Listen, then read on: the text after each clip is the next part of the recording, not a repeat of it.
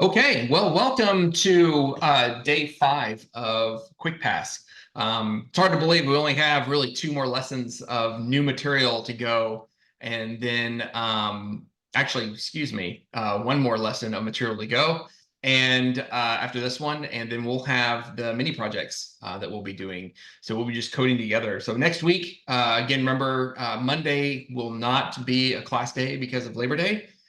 So we will come back Tuesday, Wednesday, and Thursday, but there is no new instruction, so that gives us plenty of time to practice, go over problems. It will allow you to set yourself up to, finish the part 2 of the application, and then get on board with Guillermo and go over or do the coding exercise. So I've had at least one student I know ping me and said they're not going to be there tonight because they're getting ready for their session with Guillermo. So again, when you go through that and you pass it, you don't even have to finish QuickPass if you don't want to. I mean, some people have gotten accepted and they still just want to finish QuickPass because they like attending the class, and that's totally acceptable. So you're free to attend or not attend, watch YouTube videos. You can do whatever you want with this course, but we're here from 6 to 9, and I'll be able to help out, anything you need with your machine on breaks. And then, of course, with the material, we'll be free to do, we'll be free to go through the lesson. And then, after that, we can kind of just do some, problems together.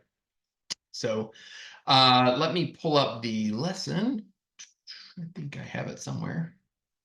I had it open. I must have closed it. Okay. We are on Python loops. So let me go ahead and start sharing my screen. Okay. And is this big enough for everybody to see? I don't see anything at all yet.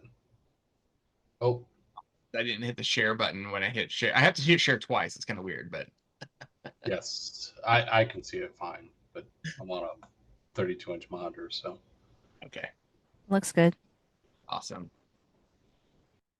Okay, well, let's go ahead and just dive right in. So this is gonna be a good one. So this is day 5, and we're gonna explore some loops and looping, which I introduced a bit yesterday just because I know we have some challenges that kind of introduce concepts we haven't taught yet. I would get used to that because you'll see in Platoon, you'll get homework that you're like, wait, we didn't talk about this. And then you'll see that, maybe a day or 2 later, they'll be talking about it, and you're like, what the? And so that's a common thing. And it's because we're trying to also get you, into explore mode a bit. So when you see something that's like, I don't know how to solve this, you can Google, like, how do I process this? How can I separate these strings and process this on each item that I separate? It would lead you to like iteration and looping. You can Google that and Google Python loops. And so today there's a formal lesson on looping, and we're going to go over several types of loops. But and we're going to also dive into a bit of data manipulation. So moving data around, because we've already learned now all of the data types. So we have our our ordered data structures and our unordered data structures and all the data types that these data structures can hold. Now we need to start getting into looping, and then using the power of the loop to also maybe run some data manipulation tasks. And what I mean by data manipulation is changing data types from one form to another, or maybe doing some slight edits to make sure they're all uniform, moving them from a dictionary, or to a dictionary, and using those data types to perform tasks like counting or something. So the loops, they allow us to perform these repetitive tasks and work with data without repeating our code. So, and that's a big, we learned that in the pre-course. When you read that, it talks about how we have this way of writing software. We want to use lots of variables, and we want to use all the tools available to us, like loops, so we don't have to repeat code. And we want to keep our code dry. Dry is don't repeat yourself. And it's not like a hard, fast rule, but you typically want to, because if you have lots of repeating code, that means it's not so easy to change. and then you have to, you may miss a spot that you changed code. So that's why they're important. So we're going to go over all types of loops, and then look at looping over data structures, and then getting into some data manipulation. So um, as you've seen with, I know some of you have gone out and bought a new computer, a new MacBook, and if you have, um, they're pretty powerful. They can, I can run a loop right now that will count to 5 million in like a quarter second. And um, the older computers take a little longer, but that's the beauty of computers. They do a lot of actions very quickly. And so um, if you think about how we could have, several data points we analyze, if you didn't know what a loop was, you would then say, oh, well, I need to write, okay, I have 1,000 items, I need to write 1,000 if else statements to parse this stuff, right? That would be silly. You'd be repeating yourself over time. So you would want to use a loop. So uh, Python does make it super easy. We also know that syntax is very, human readable. So when you look at the basic for loop and the structure here, we have for, item in collection, and then we have the colon. And just like with the function definition, when you do a colon, you're going to want to tab in. So your formatting will cause you to tab in. If you don't, Python will scream at you. But this is the basic for loop when you're running a loop in Python. And when you think about what this is doing, this is kind of, when you declare this for loop, the word item is a temporary variable. And so it should be something descriptive. You'll have your collection, right? So I hate to use the fruits one because that one is always like in the different sites you'll look on, but it's pretty good, right? So you have fruits, and then for item in fruits, you probably want to say for fruit in fruits, and every time you start iterating over that collection, fruit becomes whichever item you're on. And so it gets redefined every time this loop iterates. And then inside of there, you can have a do something. In this case, I have a do something function, but I don't have anything defined in this example, but you could have a function that runs every time a loop gets called. And typically that's how you're going to do that. These loops are used to execute blocks of code repeatedly. And so that's what that do something is. It represents the whatever you want to do inside the loop for every item in that collection. So, and this is the first one. So we have the for I in X loop, or for element in iterable. So this has to be an iterable. So it needs to be a list or a string, and you'll loop over it. And if you take a look at this example here, I have URLs, and then I have a list of URLs. And then I have my for loop defined. And if you take a look, I defined my item, which is an example, as URL, because the collection of URLs is called URLs, which makes sense. It's a pretty descriptive way to write that loop. And then I have my, we learned about these conditional statements and these, the if, else if, and else. I put that inside of my loop so I can then evaluate each one and do something with it. And this is a very typical structure for how you would work. You would write a program, a little function to do something. So, so let me go ahead and run this. So we run that, and there we go. So what is my loop doing? Well, I'm saying for URL and URLs. So it's going to start looping, and then I'm going to do my if statement. So we can just go ahead and kind of mentally think, okay, well, I'm going to run on Nike.com. That's what becomes URL. And so inside this becomes Nike.com. And so if we take a look at the if statement, we can kind of forecast what's going to happen with Nike. We say if Apple in URL or Dell in URL, then print computer site URL. Okay, well, it's not computer site. Okay, Reddit or Facebook. Okay, it's not a social media site. So we then, oh, else, that's the catch-all, other site. And sure enough, the first time this loop runs, it prints out other site, and I use this F string. So this is the formatted string. So I can just inject my variable right there to get it out. And so I see other site, Nike.com.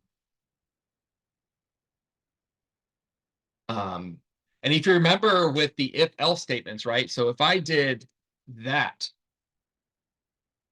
watch what happens. They're all computer sites now. And this reads, this is one of those simple mistakes I mentioned with those conditionals. If Apple or Dell and URL, which is exactly how we read it, this would evaluate to true because it exists. And it's in that, it's because it's a string that's not empty. So it's going to evaluate to true. So we need to make sure we put Apple in URL or Dell in URL for a complete, this is a complete statement then with the or. And then you see we actually get it correct. So there's no error, but it did not come out correctly. And that would be kind of a hard error to pick if you were just, you weren't thinking of it. You totally just, you were typing away and you were in coding mode and you didn't see it. You may be scratching your head for a bit trying to figure out what happened. So any questions on the for loop?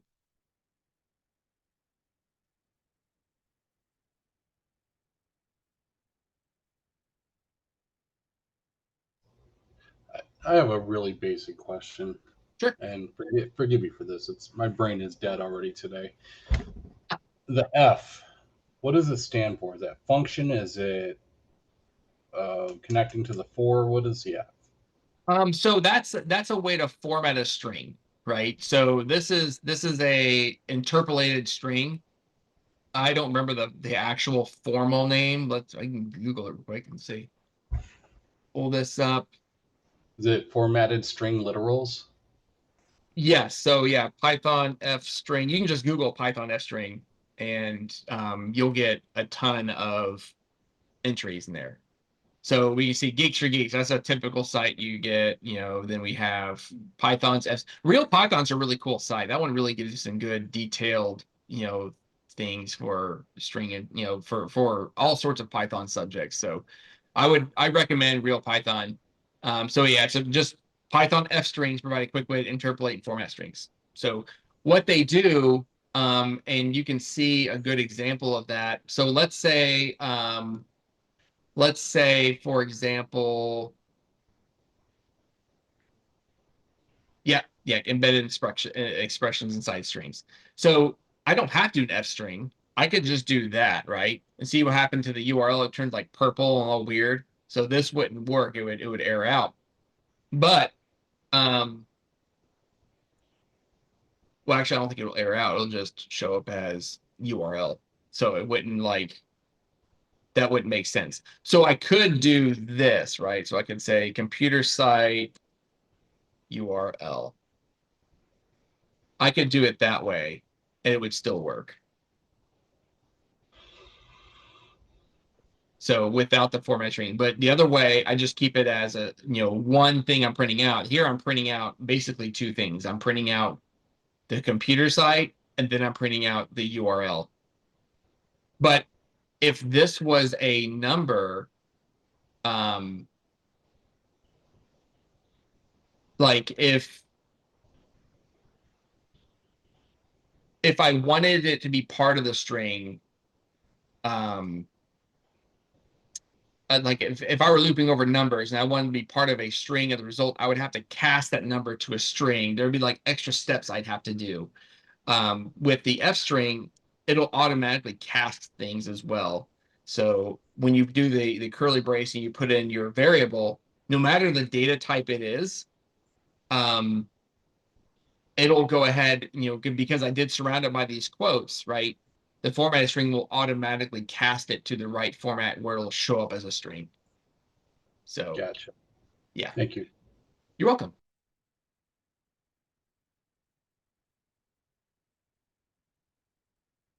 Okay.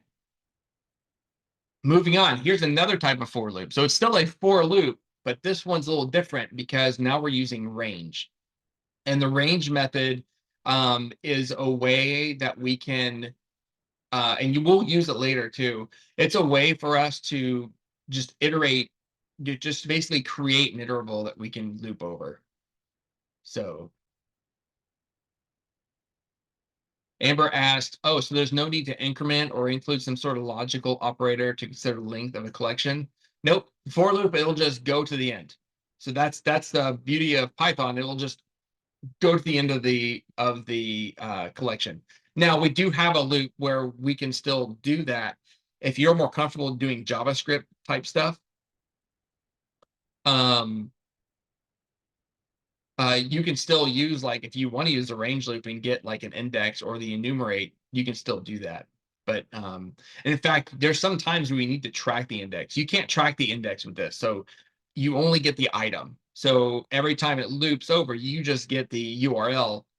You don't know what index you're on unless you added like a counter. You can add a counter before the loop and then have an increment every time the loop runs. People have done that too, so you can keep track of an index if you want to. But that's where you start to use for I and range, or even enumerate. Enumerate will also do that. So, and I'll get to that here in a minute. So that's a good question. So the for I and range, this one here just creates an iterable that you can start looping over. So it's useful when you want to control the number of iterations you have, or even how it's iterating. So just remember, we had with like slicing, right? So we had the start, the stop, and the step. We're slicing a string. You do the same thing with range, where you can get an iterable that will give you all three of those if you so desire, but the only one required is the stop index. So in this example here, and you can look at this table, and kind of it talks about how the integer starts with, the sequence of integers to be returned, and it defaults to 0. And then it stops at whatever you would designate as the stop, it does not include that stop. So it's up to but not including, just like with string slicing. Um, and then the step, of course, is optional, and it defaults to 1, which means it would iterate over every single item. It'll step up by 1. So here, this example, we have for I in range 1, 20. So when we look at this, we're saying we're going to make an iterable that starts at 1 and ends up to but not including 20, and we want to print I. So what will it show then?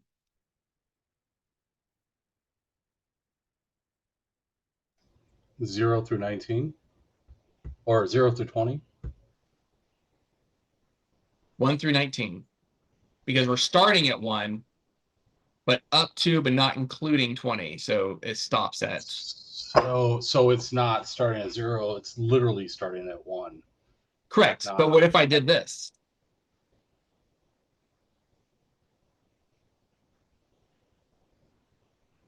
Let me see, it defaults to 0. If I ran it now, it would start at 0. So indexing starts at 0, even with range, the range method. It'll always start counting at 0. So because I add the optional start, so therefore it did not start at 0, because I said start at 1 and go up to but not including 20. So if I want to see 20, I would have to say 21.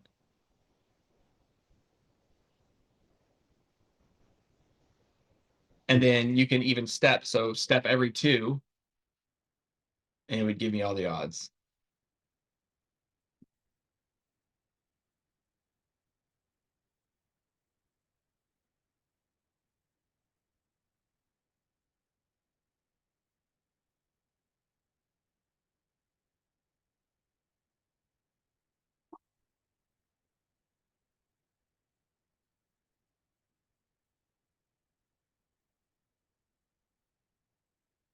Um, if I remember correctly, it is 20. Let's see if I have 0. There we go. Yep. So you can't. So you can go backwards by putting your first number, the highest number, going down. And down to, but not including 0. So it stops at 1.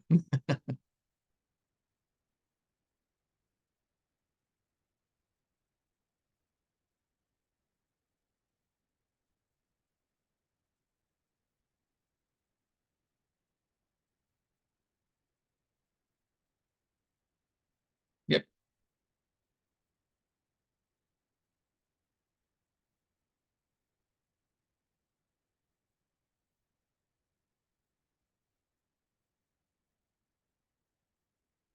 So there we go. That's the range method. But let me go ahead and take the example. So let me do this. I'm going to take, let me see if I can find, I may bring this example in later. So the way you can track the index with the range, I'll show that in a minute because I think I have some longer lists in the lesson that we can do that with.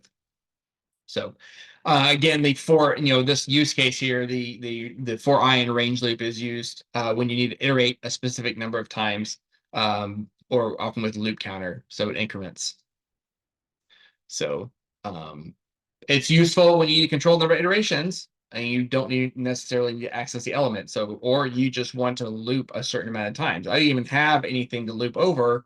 This creates the iterable. This method creates the iterable to iterate over, and it's just a bunch of numbers.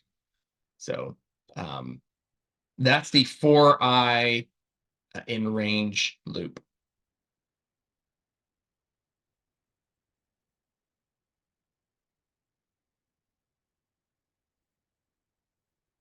Okay. Any questions on that other than what's already been asked? I'm appreciating the questions, by the way. I like questions.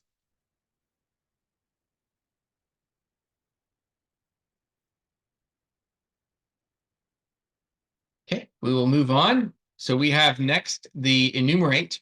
So this is what I was talking about a little earlier. So this time I have two items. So I'm kind of getting like a tuple of items. And I'm saying for index item and enumerate, and then I have my iterable. Oh, look, I put a fruit example in here. Dang, I should have gotten rid of this. I'll put a new one in for the next session. But here we have our fruits. We have bananas, apples, and cherries. So we have three items in the loop.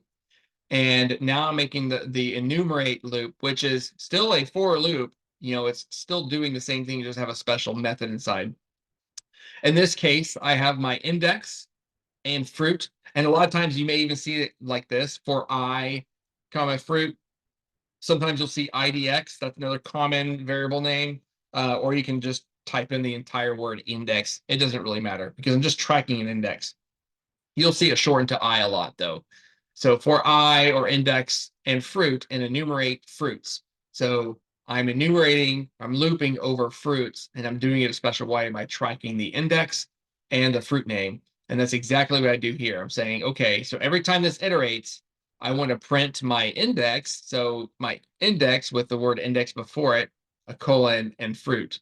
And so if I run that, I get back index 0, bananas, index 1, apples, index 2, cherries. It's very useful when you're looking at, you need to find the index of something for whatever reason. This helps you keep track of both. That's what momentarily confused me. Index versus the number, right? In the range 1 through 20, you're actually stating 1 through position 19. And I kept thinking index in my head, index 0. So, Well, this is like really I is index. So yeah, you could say index there. So, but this is really whatever you want to call it. You can call it, any word you want, and it'll still, as long as you reference the same word, it'll work. So Python doesn't care what it's called. It's mainly for readability. So any questions on enumerate?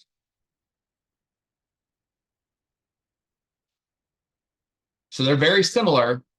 They're very similar, as in they start with the word for, and they have the word in, but it's a little different how they work.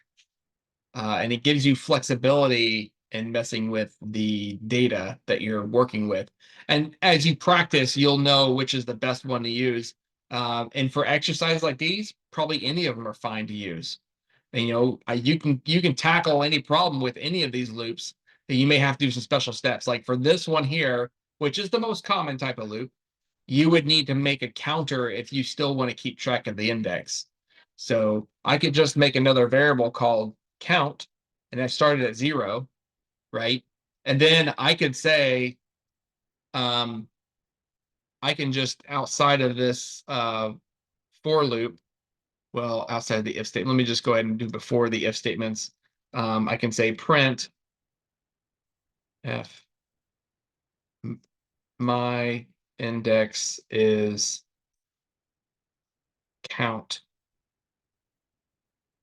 And then at the end of every loop, or even right here, I can say count plus equals 1. So after I print it, so it'll start off at 0, it'll print it, increment it, run the loop, go back up, print, and because it just incremented right after it printed the first time, it'll give me the correct number. And so if I ran that, there it goes. My index is 0, 1, 2, 3, 4, 5. So you can keep track of index with this loop, but you just have to make a variable called count and increment it. So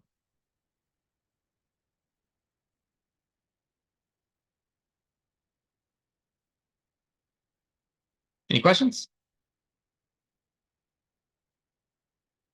Awesome. Okay. Well, next one, we're going to be iterating over a data type, and this is, for dictionary. So we introduced dictionaries on Monday, and now we can loop over items in dictionary by using that dot items method we learned about. So if you remember, when we call dictionary dot items, it returns a list-like object with tuples inside, and the tuple will be the key and the value. So if you throw that into a loop, then every time that you iterate over each item in the dictionary, key and value becomes the key and value that you go over. So this will become a key value pair, and you'll get the key defined as Francisco and the value defined as his number. Then the loop will run, do the same thing, go to the next one, Alex and the series of twos, so on and so forth. So if you take a look at this, I have for name, number, and phones dot items. So this is, again, phones is a dictionary. So that's why the dot items shows up as an included method. If you didn't have a dictionary, items would not show up that way. It would show up different color, and you would know something's wrong. Like, oh, I put a list. Like, it's weird, or something. So in this case, I'm going to run it. And if you see what happens, name and number are being defined, just like I said. So Francisco's, and I put a apostrophe S, phone number is, and then the number. And then it just does it again over Alex and then Allison.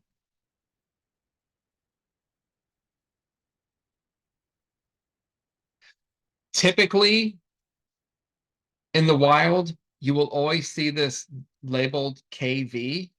So for key and value, and if typically you use the K and then the V, but you don't have to. It's not a hard set rule, and sometimes being more descriptive is better. But this is a very common thing to see with code out in the wild. You go look at some GitHub repositories that start diving into Python code, you'll tend to see this most often. This is kind of the thing to see. So KV, and that's how I write it. When I'm iterating over dictionaries, I typically write it K, comma V in whatever dot items, and then I do whatever I'm doing with the code. So, yep. So Amber's already seen it.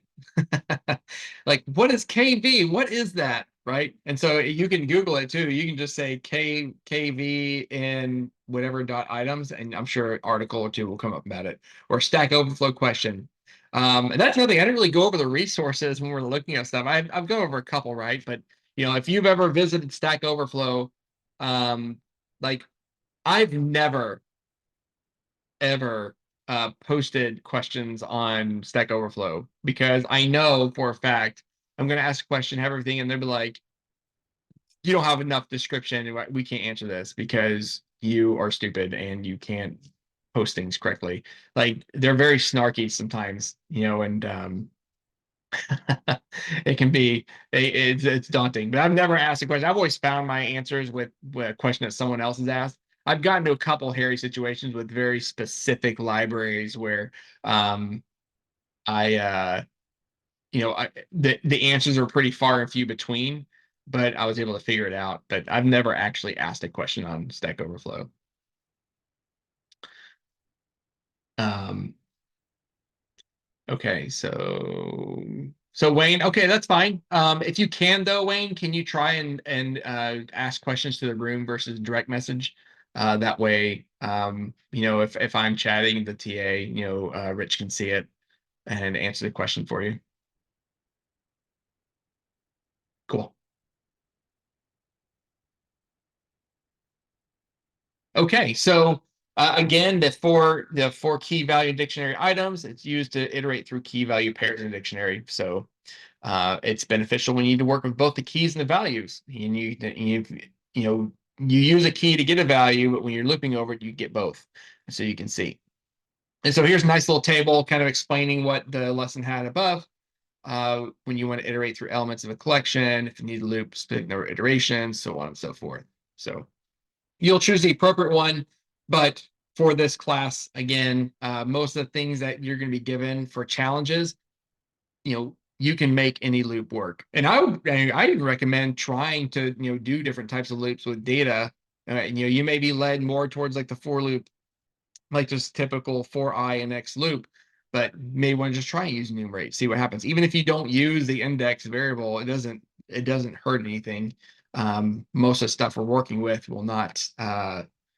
it will not challenge your computer in any way. So the only time I had to worry much about data um, data and like actually worrying about efficiency is whenever I was working with, it was last fall, and I was working with these satellite images, and they were like giant satellite images. So I was working with this cloud detection um, machine learning algorithm, and I was getting it to run. And I just got it, I got it to where the model worked, but I had to pre-process all the data, which are these giant images that I had to cut these little tiny 512 by 512 pixel tiles. And when I was downloading these data sets of several images and then running it, like I had to think about how would be the most efficient way to loop over these for the compute, because I didn't want to take too long. So um, you may run into those problems where you're actually challenging your CPU if you're looping over giant data sets. Um, but most of the time with typical web development, you probably won't be running into that issue. Um, but you could. So it's always a possibility. So make sure you choose the appropriate one, but you can play around with them for this course for sure. So any questions on for loops?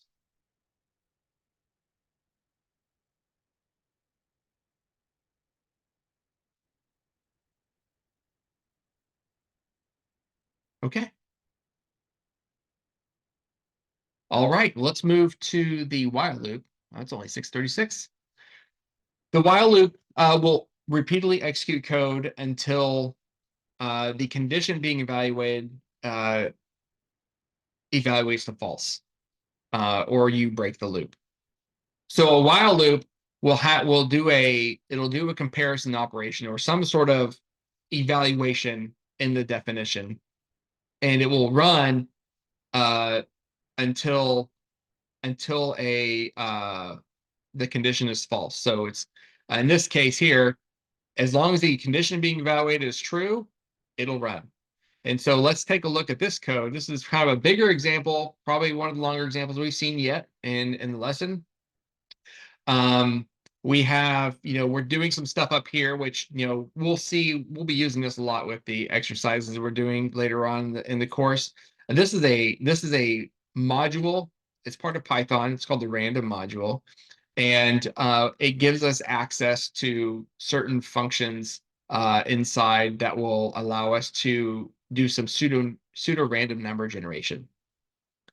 Um, and what I'm doing, and if you take a look at this code, I'm saying, okay, I'm defining a file size uh, variable, and I'm making it equal to something, right? In this case, it's using that random module, and I'm using the randint function. And inside the randint function, it just returns a random integer in the range A to B. So here, this is A and this is B. So it's 1 million to 20 million. It's just picking a random integer and making it equal to file size. So every time I run this script, it should be a different number between these two. And then I'm also defining a progress one. So it says, okay, progress 0. Okay. And then it's saying print file. So I'm printing the file size initially just to see what number it shows. And so we can actually see that in progress by just commenting this out. And then I can run it and kind of see what number it shows. So it shows that number there. If I run it again, it shows 18 million something. And so it just changes every time you run. So that's what that random module does. So anyway, I go back to my while loop. So now this is where the while loop comes in, and I'm doing something with it. So while I'm saying while progress is less than file size, well, you can kind of foresee that the first time this loop runs, progress will definitely be less than file size because the lowest progress or the lowest file size can be is 1 million. So this loop is going to run at least 1 million times. And then I'm incrementing progress by 1. So it goes into the loop and then it checks progress plus equals 1. Okay. So now progress equals 1. And then if progress is equal to, I'm rounding and I'm doing something here, print file is 50% full. Okay, so what I'm doing is I'm just getting basically whenever my file size is my progress is equal to half of file size, file is 50% full. If progress is okay, so 3/4. Okay.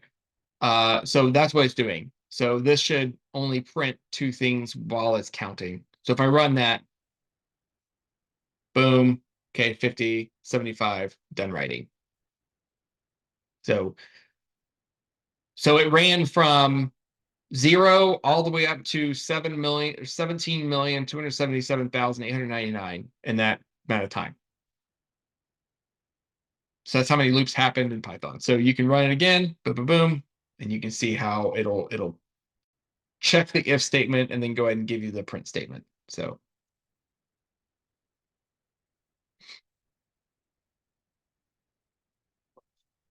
and you got to be careful with these while loops because you can easily start an infinite loop if you have a typo, right? I don't know about you, but for me, I always get these backwards sometimes. I'm just typing away. And so, or better yet, like, what if I accidentally just hit minus here instead of the plus, and I decrement file size every time this runs? Then it's just going to keep running forever because progress is going down instead of up. So it's never going to be greater than file size. So this loop is just going to run forever. And then if I wait long enough, I'll start to hear my fan come on because the CPU is going. So when you run that issue, you can kind of tell what's happening. In this case, I have this like thing going, and then I have this like bar on top showing me like progress. You can just interrupt your kernel, or restart your kernel here. I can't remember where I interrupted. Maybe it was here. I'll just restart my kernel. So I think I can stop it over here or something. I can't remember. Okay, so I stopped the loop from running, and then I can go ahead and make sure I have that one little typo fixed, and then it should run correctly again. There we go.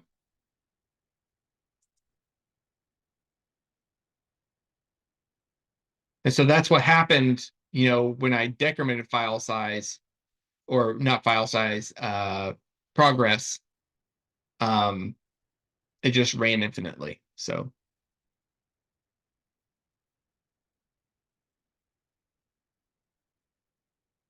any questions on the while loop?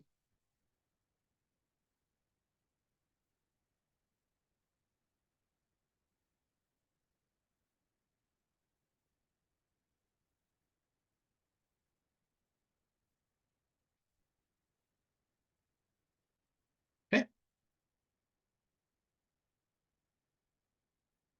All right, let's move to break and continue. So these are terms that are used in loops to give us flexibility in evaluating data, right? So we can put whatever we want inside the loop. If we want something to just repeat iteratively, like, if we want to just keep iterating and do things, we can put whatever we want. This allows us to stop a loop if we meet a certain condition, or you can even have a break statement like as a safeguard for a while loop. If it's been running forever, like you can even use like the time module, the time it module to like check to see how long something's running, and then if it keeps going and like you should have met your conditions, so you must have an error in the code, you can have it break, and then it'll just break the loop so the script doesn't just go forever. So it terminates the first for or while loop it is nested under. That's also important. So what I'm saying is, when I say the break statement terminates the first for or while loop it is nested under, you can have nested loops. So you can run a loop inside of a loop. And if you have a break statement inside your inner loop, the outer loop will still continue to run. So um, so you just got to make sure that the break doesn't break all the loops. If you go up into different levels of looping, it only breaks the first one. And so here's where I talk about putting a break statement in while loops, so they don't run infinitely. But they're useful in other cases as well. So if you take a look at this loop here, I'm defining a variable called cookies. And again, this is the assignment operator. So cookies, and I'm assigning to 9. And then I'm also making another variable called students, and I'm assigning it to a list, and I have a bunch of names in this list. And then I'm running just a standard for loop. So for I and X, that first example we had, and I'm naming student and student. So that makes sense because I'm going to loop over this, and I'm going to grab one, and it's going to be the student. And then I'm going to go in here and say, okay, well, I'm going to evaluate cookies. And this says if cookies is greater than 0, then okay, I'm going to print student gets a cookie. And then looks like I'm going to decrement cookies by 1. So the first time this loop runs, I should see Aaron gets a cookie, and I'm going to take this and turn it to an 8. So it's going to turn into 8. And then because there's an else statement, this won't run because this evaluated true. So the loop will stop right here in this one iteration, go back up and run the first line again. So it's going to say, okay, well, now Nick is the student. So now is cookies greater than 0? Well, yeah, because it got decremented to 8. So yes, it is still greater than 0. Cool. So Nick gets a cookie. And you can see down the line, it should run pretty quickly. And if I run this, Aaron gets a cookie, and then all the way down, and it looks like who's the unlucky student? Looks like it's Kevin. Kevin and Greg. Kevin and Greg, they don't get cookies.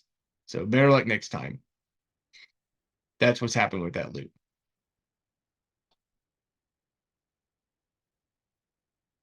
And so we kind of saw an example of this already, using a for loop, but putting like the count and counting up. Well, this time I can use it to count down, and then using my if else to break. So I broke the loop. Once I'm out of cookies, I didn't even loop over Greg. Greg never even got assigned to student. Or not Greg. Yeah, Kevin.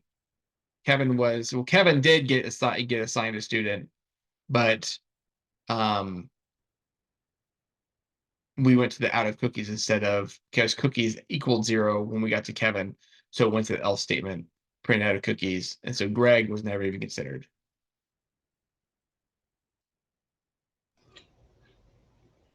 So if we didn't do the break, then it will just print it over and over again until you get to the end of the list. That's why the usefulness of the break is there. So if I commented this out and I ran it now, you'll see out of cookies gets put out twice, because then Greg is considered, because it does go to the end of the list, but it just kept hitting the else statement and just printing out of cookies. So adding the break statement kind of cleans it up, where if you're out of cookies, why even bother going down the list? There's no point. So you would just stop the loop then, and you would only see one out of cookies message in this example. So, and this might be more advanced than where we're at with this lesson, but let's say you wanted to recognize that poor Greg did not get a cookie. Um, Can you put a loop within the loop? Or maybe I'm Well, just I talking. could actually do this, right? So I can say, like, sorry, student,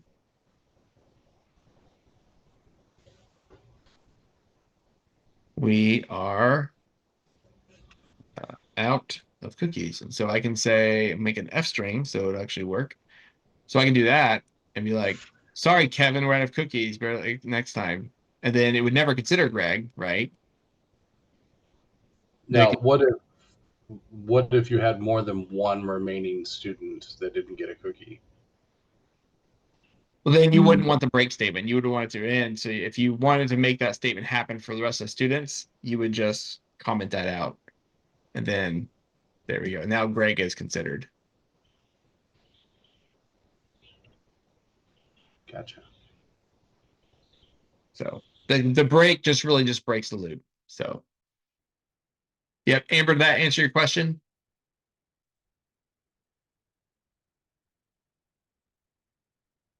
Cool.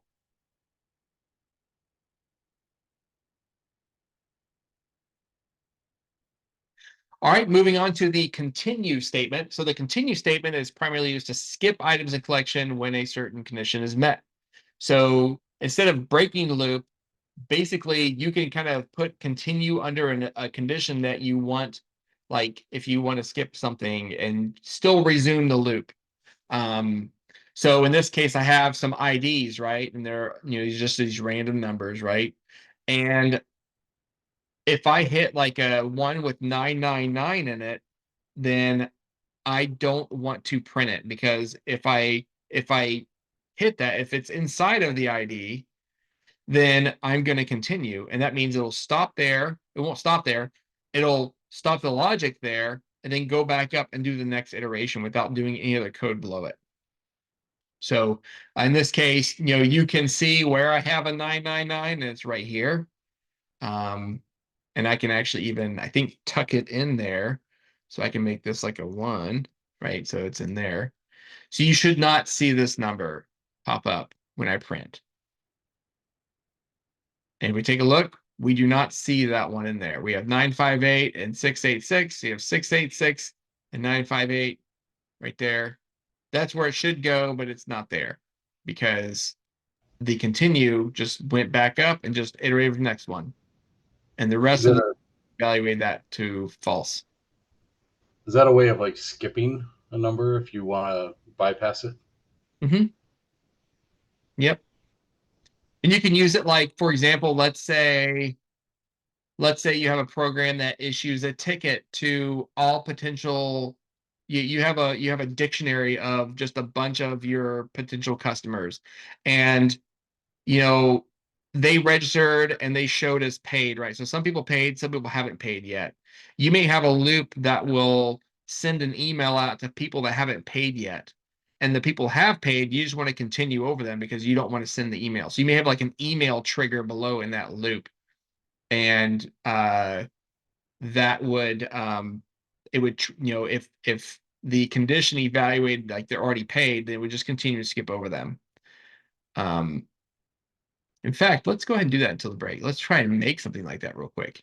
So let's go on here. I'll just make a new field, going off in a little tangent, right? So let's say my customers equals let's see, my customers equals, and we can just do a quick field. So name, and then we can say bill, comma, and we can say paid. We can say true. Um, so we can do that, and we can just make a bunch of these, right? So let's see. Let's do it this way, actually. We can do 1, and let's just copy and paste these.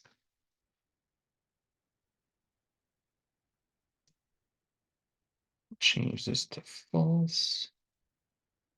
Change this one to false. So I'm gonna do some data setup real quick so we can kind of see what's going on.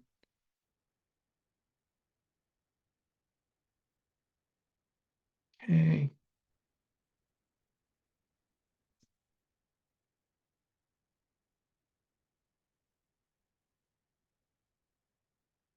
No, that's right. I can just put another closing bracket there. I think that'll work. Let me go ahead and make sure I'm not seeing any red, so I should be good. Okay, we have bills, and we gotta change the names, right? So Bill,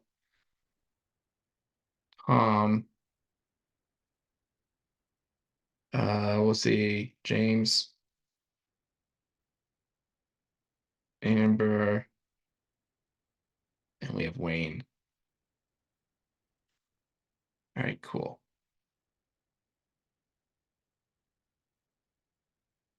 Okay, so I have my customers, and then I can make a new code block. And so what I did was I just created a dictionary, right? And we're going to look at this in the advanced data structures, but can y'all see how I structured this data? So I made this dictionary called my customers, and then I gave each one kind of like an ID. So customer 1, 2, 3, 4, 5. And inside there I have the name and then whether they paid or not. And then I have the name and then paid true or false, depending. And then I can run a loop. So I can say, how would I type the loop again? So for item in my customers, right? Is that how I do it? Yes. This is a dictionary, so you need the key and the value. Oh, that's right. So I need key value. So that's what I was looking for. So K comma V in my customers dot items like that. So I have my customers dot items. Okay, so I can say if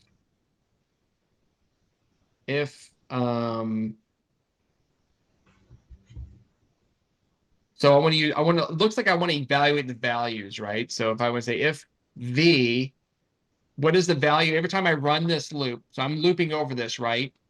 The key and the value are what? This is the key, the 1, and then this is the value. So V becomes a dictionary. So when I'm looping over this, so if V dot, not dot, if V paid, not pained, paid equals true, continue. Else print F yo the name. And I make this like that.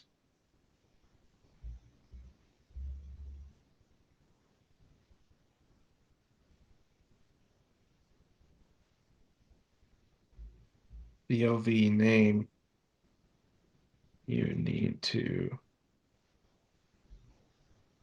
pay. And then I need to put my bet, I think.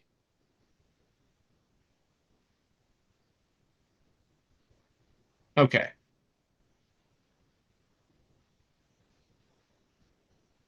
All right, cool. So hopefully this will work. So I have my customers and then I have a loop and I'm saying for key value my customers dot items.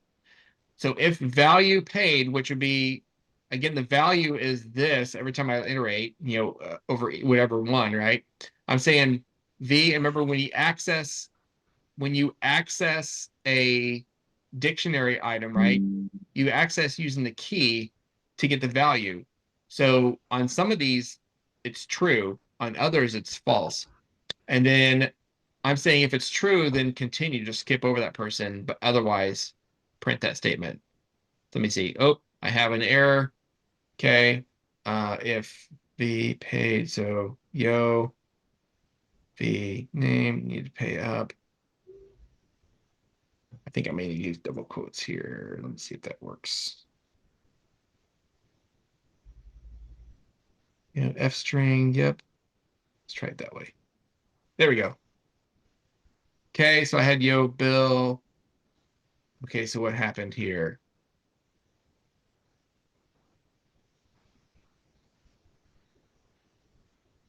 Okay, dot items. Is that because you never reran that code block above it? What's that? Is it because you never reran that code block above it when you changed the values? Oh yeah, let's see if that works. Yep, there we go. See, yep, I didn't rerun it. So that's one of the drawbacks of Jupyter. If you make some changes and you don't rerun it, then it's not committed to memory. So there we go. So what I did was I looped over them, but I had the script make a decision on whether I needed to remind them to pay up or just skip them because they already paid. And so that's how you can use a dictionary, looping over a dictionary to come up with a result.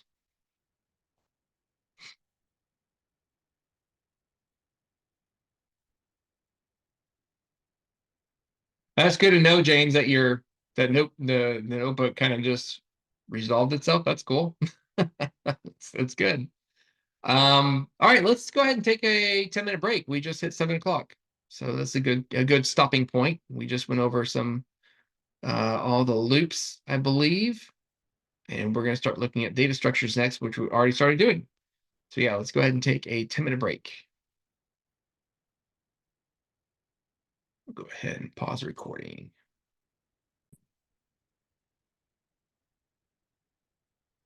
All right. Welcome back from the break, everybody. It's a bit of an extended one. We're helping out some folks with their technology.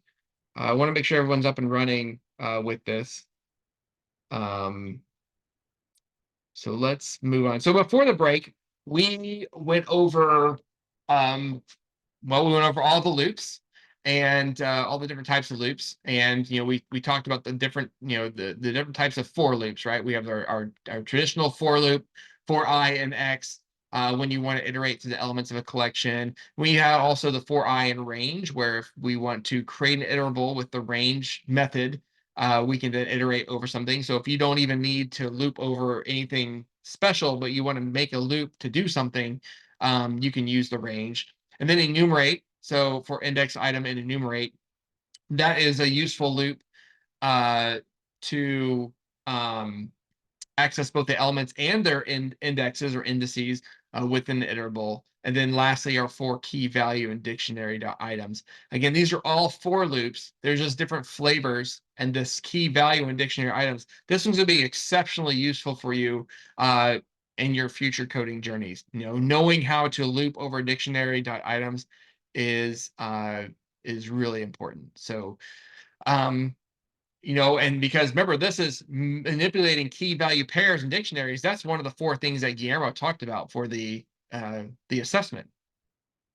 He could ask you a question on, take this dictionary and do something with the keys and values. So, so we went over those, and we went over the while loop as well. And we learned that we can use a while loop to just evaluate a condition and just keep running until the condition is no longer met. So that statement, until it turns false, it'll keep running. And then right before the break, we talked about break and continue, which are tools used to stop a loop when we meet a certain condition, or to continue, and that is continuing. We want to skip over something or just continue if a condition is met. In my example here, I had if 999 is in the ID, then I don't want to print that ID. We had one ID that had 999 in it, and it did not print in the result. I did expand on that a bit, so I decided to take a bit of a deviation, and I talked about the looping over a dictionary and kind of using the break and continue in there. Again, I made a dictionary called My Customers, and I gave a name and a paid flag, whether it's true or false. And then I wrote a loop in there to loop over those items and evaluate the value And, remember when we're using this syntax, in this for loop, it takes each key and value in that dictionary. Well, the key is going to be the number, the ID, and the value is going to be another dictionary. So value becomes this sub dictionary, if you will, and then I have to access certain values in that sub dictionary by going to the key. So if value at the key of paid equals true, continue, because I don't want to flag the ones who have already paid. In this case, I only want to send this reminder statement to the ones who have not paid. So if this evaluates to false, or if I get to the else statement, then I want to print hey, and I want to access their name to in this interpolated string, hey yo name, I need you to pay up. And that's exactly what happens when the loop runs. Tom and Amber, if you look in the data, Tom and Amber did not pay, and so they need to pay up, and that's what that loop did. So that's a little review of what we did before the break. And so we're going to go over some loops with these data structures. So this should be, from the first part of the lesson, this is kind of a review, if you will, because when we're talking about using a loop, we're looping over an iterable, and we know strings are iterables because they are a data structure. They are a collection of characters. So you can loop through characters in a string using a normal for loop. So I have my text hello world, and I'm saying for char or character in text, print that character. So if you remember from the previous loops, you kind of get a new line every time you run a loop. That's exactly what happens here. I have a string, I'm looping over it, I'm printing every single character, even the spaces, even the commas. So every single item in that string I'm printing.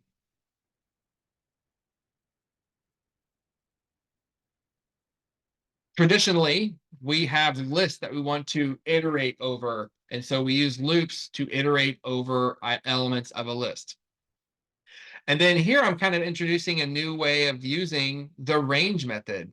In this case, if you take a look at it, you haven't seen this before, but I'm using the range method to go over the items in this auto brands list. Yeah, James, that's you read that Python did not have a char, right? It does not have a char data type like other languages do. It's just a string of one or more characters. But in this case, I'm not calling a specific data type. This is just the variable name char. I do call it that. So that's typical too. If you're running over letters, you'll see that typically used. And so if we take a look at here, we have a lot going on. I have my auto brands, right? So I have all these different auto brands here in this list. And now I'm using the for I and range. And if you remember, we use range. You can use range just to create an iterable, but we could also use it to loop over an existing list. And what I'm doing is I have this as my stop index. The length of auto brands is my stop index for my range loop. And if you think about it, this should loop over all of them, because when I get the length of auto brands, how long is it? If I just ran length on auto brands, how long, what number would I get back? I'm going to copy and paste this.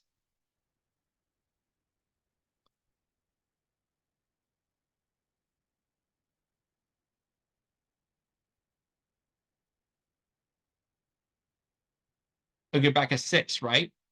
Okay. Well, what index is Porsche at? 5. 5.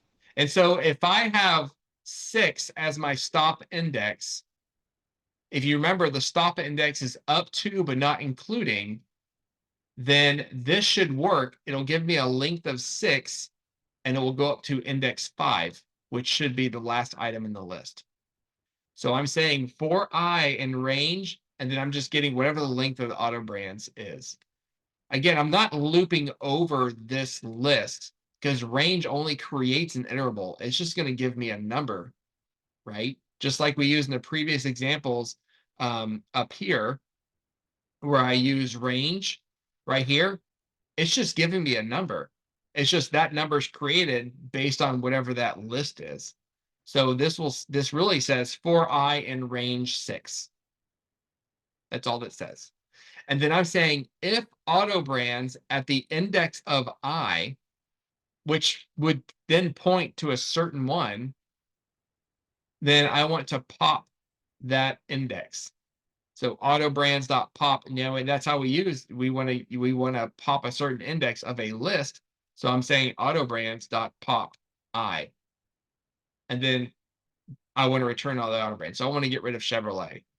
So if I run that, oh, I got an error here. What's going on? Okay, so I have an error here. Why do I have an error here? That's the question. This is actually a good one. I always make this mistake.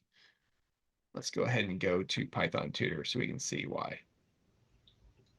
Is it because you're trying to pop an index that doesn't exist? Oh no, it exists. It definitely exists. This error is not happening right after the pop. And I'll explain. I believe it's not. Python Tutor. Python Tutor. Okay, cool. Python. All right. Edit code. I don't want AI help though. I just want to edit the code. I can't remember if I copied or not. Okay, cool.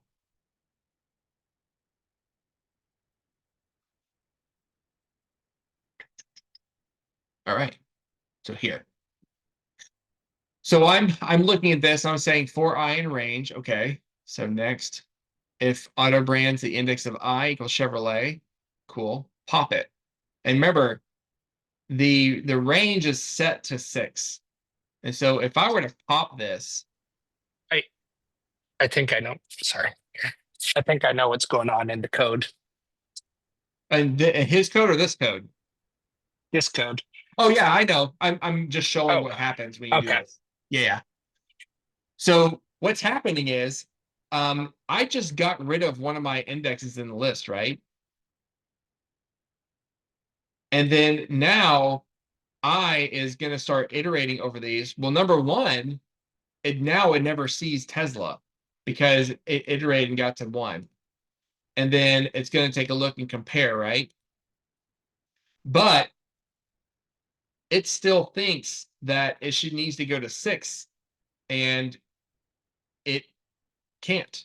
Or it goes to 5. It wants to go to 5 because that's what initially was given as the range. But the problem is I changed the list, and now it's going to go to 5 and then give me an error because the list index out of range, so I pop something out. So be careful when you're looping over a list and then you're putting a command to change the data type. And that's exactly what's happening here. It's not easily seen. You'll be like, what are you talking about with list index out of range? It's not out of range. But behind the scenes, you can't see that the Chevrolet is actually being removed and the length of the list is being changed, but the definition of the loop did not change. It still wants to go to 5, but there's only 4 indexes in there. Yeah, you could. You could add a break. So you could say pop I and then break if that's what you want to do. And then if you take a look at it, now you see the result. Yep, you could totally add a break in there, and that would then stop the loop. If you wanted to meet a certain threshold, like finding Chevrolet, and then you want to, if you found Chevrolet and there's only one in there, you can just stop it. So, yep, that's a good solution for this loop, is just to add the break. So just keep in mind when you run this will change your initial list, but you're not changing the fact that you started with a 6 there. And so if your list changes and you're using range to iterate over, remember, you're not actually iterating over the list. You're just getting the initial length of the list and it's staying that way. If your list changes, then that could break it.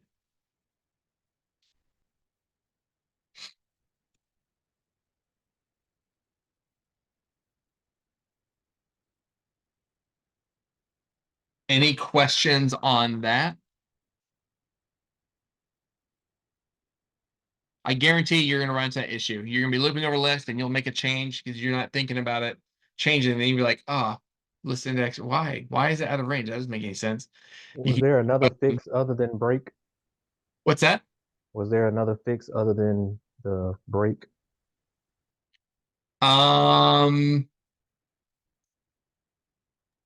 That you was gonna show us?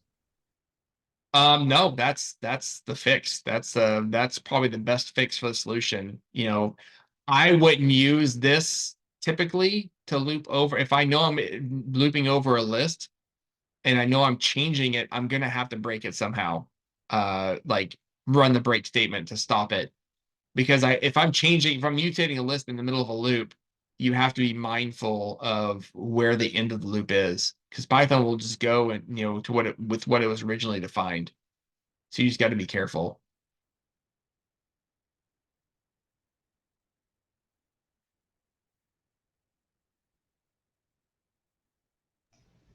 Terminology is important. I used the wrong terminology when I was describing it, but that's what I was thinking is you remove Chevrolet, changing your list, and that's when I said it can't find the index or whatever. But I don't know how to word it in a way. I was thinking what you were describing. Okay, well that's good. Yeah, I mean if the terminology is off and I misunderstood you, sorry. If you were on that same page, that's great. That's Well, it that's just my goes to goal. show, it shows why terminology is important. So, Yeah. I will try to use the correct terminology so you guys can review the video.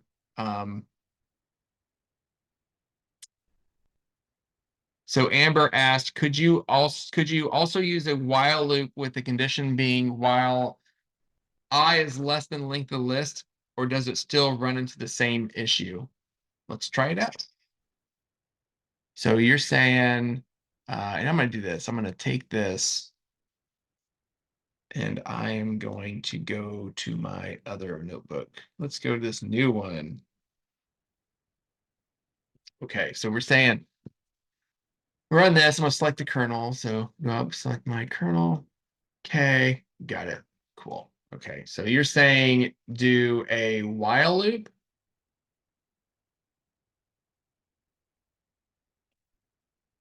So for I and rangeland. So you're saying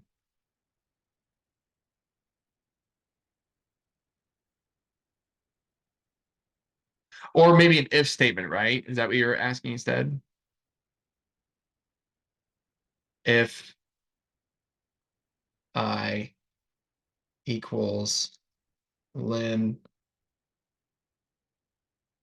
auto brands. Maybe that instead.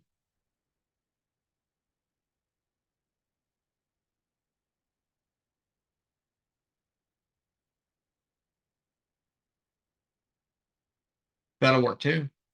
And that will finish the loop.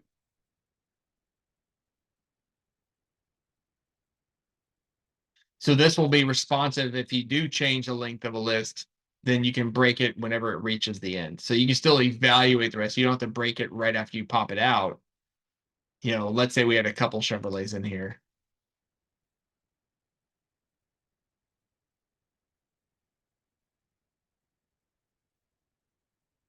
There we go. So that'll allow you to get rid of all of them.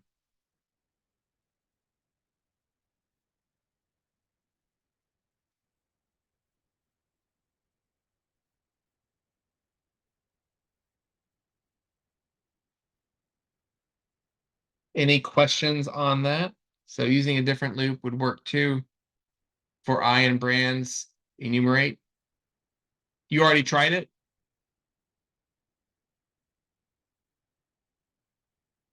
Yeah, cool.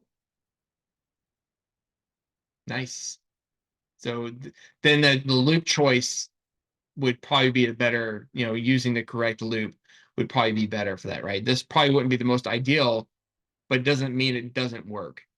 You can code it to work. You just need to get a little more creative. So That's a good visualization of, making sure you choose the right loop. But if you choose the wrong loop, it doesn't mean the end of the world. You can still figure something out.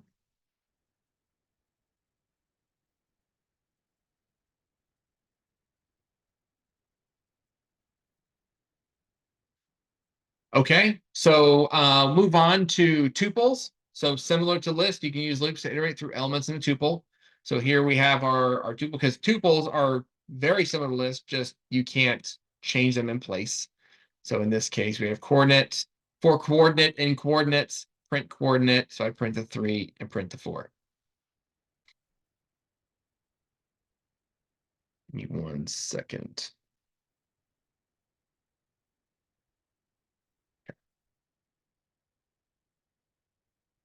All right.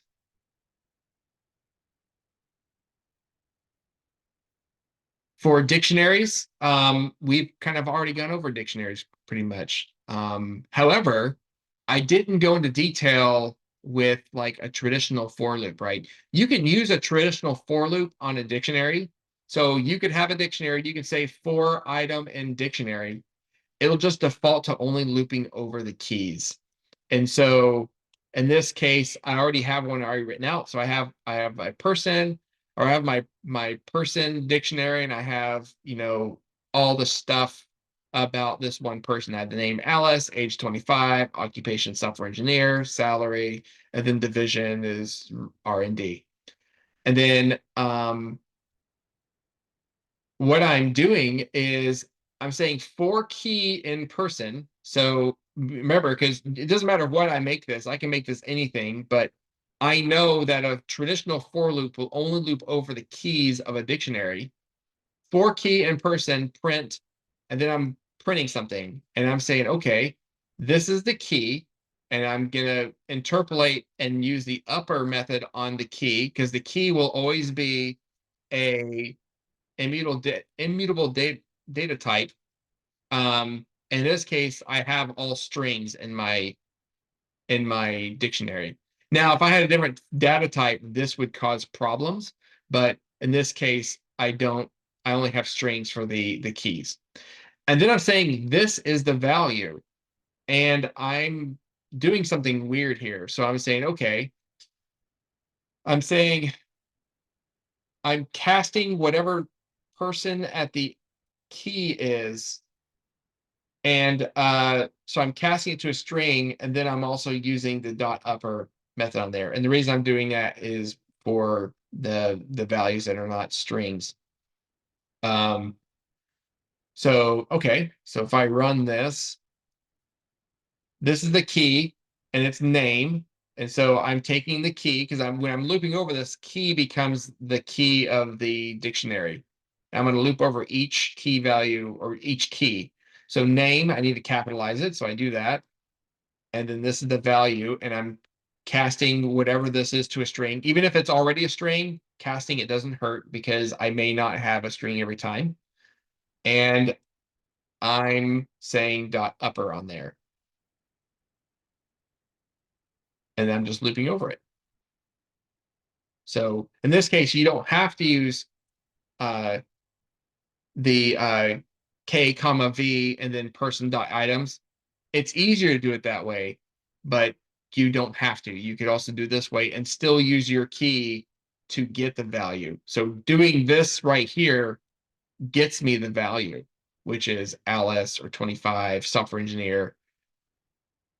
So you can still do that inside of your loop. But of course, this is the faster way to do it, and it's cleaner. If you take a look at it, instead of doing this whole mess, I can just say V. So for K comma V and person dot items, that gets me the same exact result.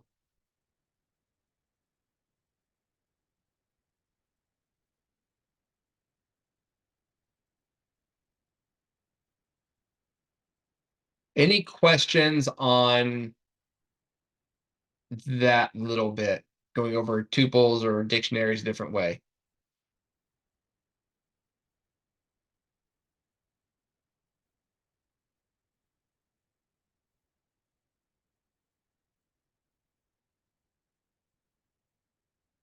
Okay.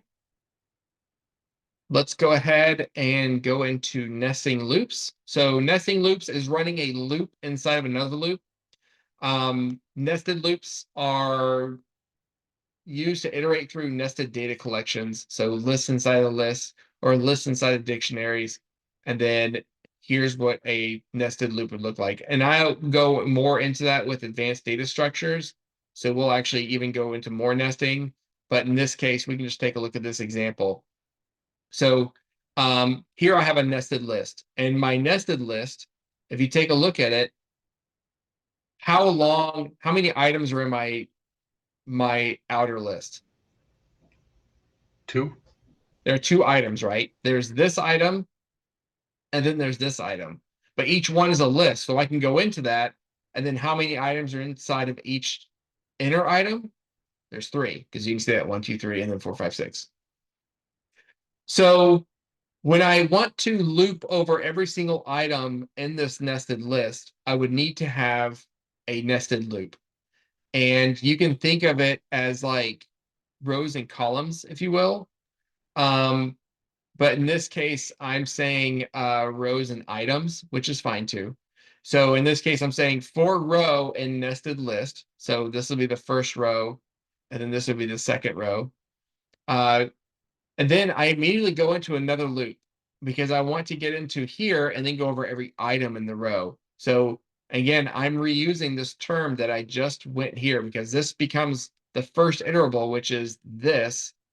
And then I want to go over every item in this. So I need to go and hit one item at a time with the other loop. And so for item in a row, I'm going to print the item. And so if I run that, I get 1, 2, 3, 4, 5, 6. And then we can, of course, go to our old friend Python Tutor, visualize this. So I can go here and get rid of that bit. There we go. And I can visualize the execution here. So there's 18 steps in this one. I start by defining nested list, and it says, okay, this is a list, and then, oh, this is the first item in the list, and then this is the second item in that outer list. And then I'm going to go next. I'm going to go ahead and go into an inner loop and start looping over the items. So for item in a row, item is 1. So row is this list right now. So the outer loop is in its first iteration, and then the inner loop runs. And the inner loop has to complete before this outer loop goes to the next item. So it's going to go through. Item is 1, item is 2, item is 3. When it finishes, it goes back up to the outer loop, increments 1. So then it increments to this next list. And then it does the same thing. 4, 5, 6. And then it's done.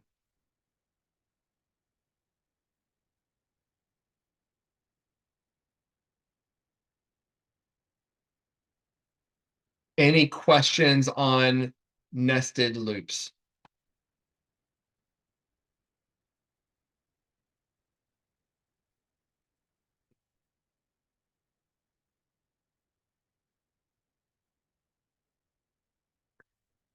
James asked, what makes it increment by 1?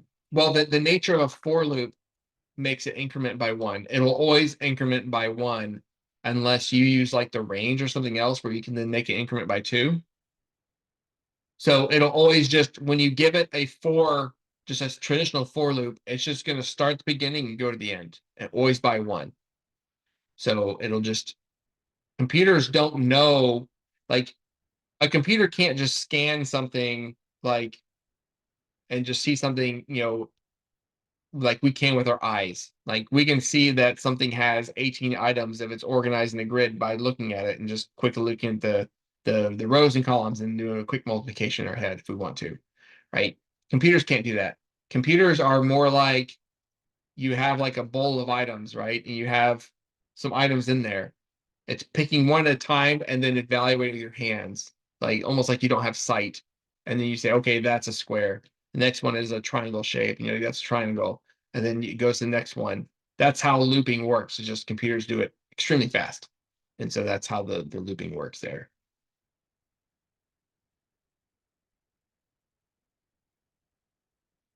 All right. Well, we're at 7:45. I would say let's go ahead and take a 10-minute break. We can come back, or it's almost 7:50 actually.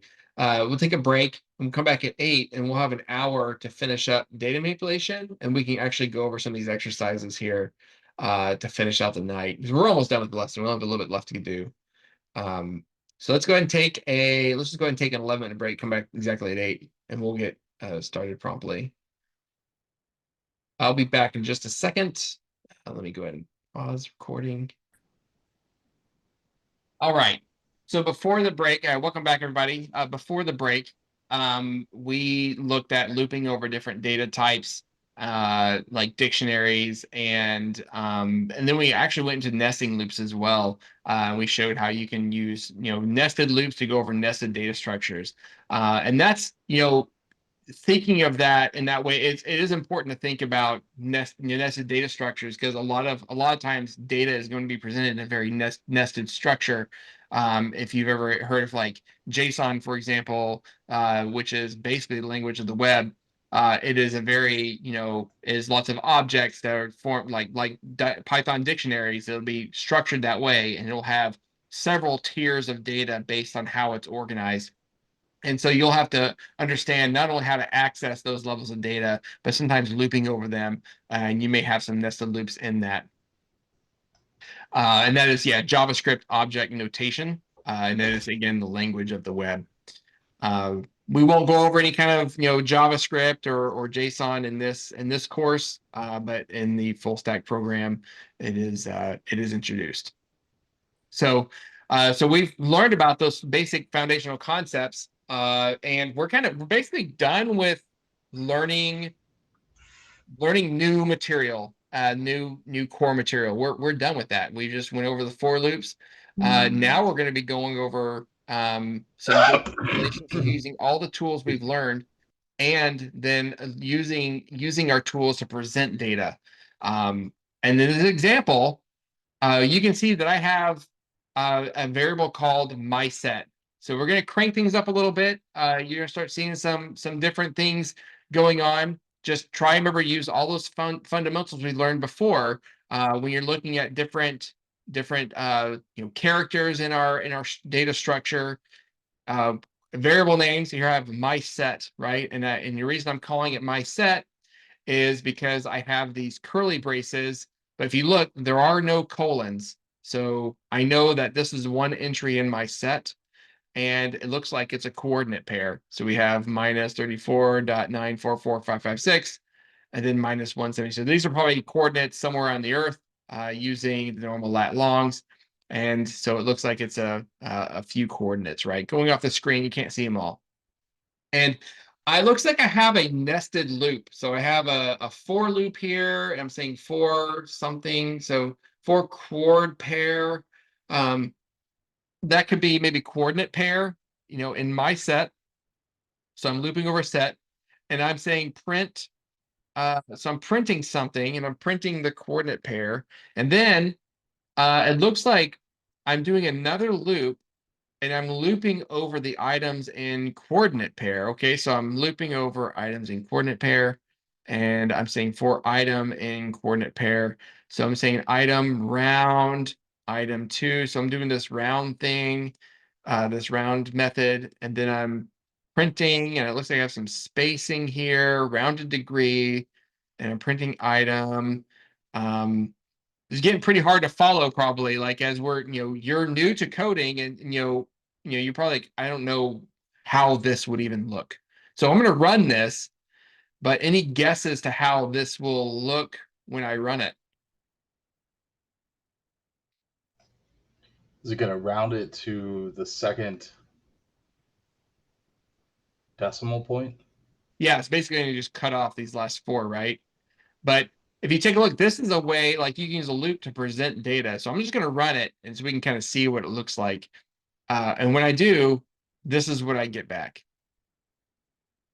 So if you remember, in the outer loop, I'm running, and I'm saying, okay, coordinate, and I'm saying chord pair. And so that's what this is printing right here. It's printing the coordinate pair, which is this, the first time this loop iterates. And then I'm actually going into this tuple and looping over each item in the tuple. And the reason I have all these spaces here is because I need to space that in my output to make it look pretty. And so I'm spacing it, I'm saying rounded degree, and then I put a little space after that, and I'm saying item. And remember, item becomes the rounded coordinate. So I'm dropping off basically, I'm rounding everything to the nearest to the 2 points after the decimal, and then I'm printing that out, and then I'm printing this string times 15. So we've seen this before. When I'm using mathematical operations with strings, then it's just repeating it, it's concatenating it 15 times, so it makes a nice little dividing line. And then that finishes, this inner loop finishes, it goes back to the next coordinate pair and does the same thing. So it kind of gives you a nice little data presentation. So that's how you can use loops to kind of take raw data and make it a little more presentable on a, you could take this and then you can use the Python's, data output function. So you can actually use with open, which is a Python library to actually write to a text file or something else. And you could write all this stuff to a new text file in your browser. And so I can show you guys that later, but it's instead of just printing something out, you can actually persist your data into a text file if you want to. And it's pretty easy to do. I'll show you how to do that here in a bit.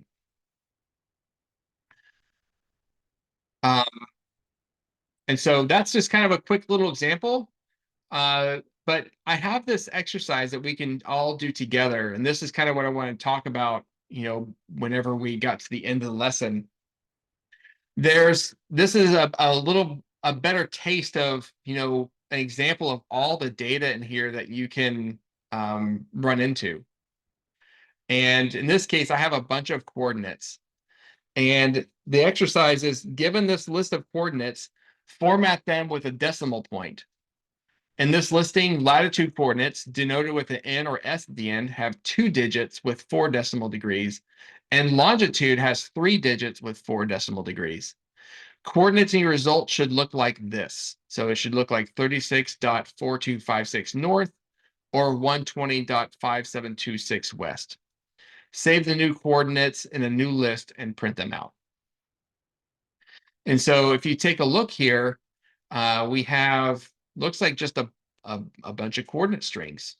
So we can try and use, now we're basically using our entire playbook, right? Everything we learned in this course, we're going to apply to this exercise. And so we need to kind of think of some data, some of the methods that we learned from before, and we need to kind of see how we're going. We maybe take a look at our computational thinking, concepts, and we say, okay, what kind of data do I have? Are there any kind of weird? Is there any weird data in there? Do I need to account for that? How can I break this down to give myself, 36.4256 north or 120 dot? How am I going to do that? And so yeah, so let's talk this through. Let's think about how we're going to turn this into a new list of coordinates.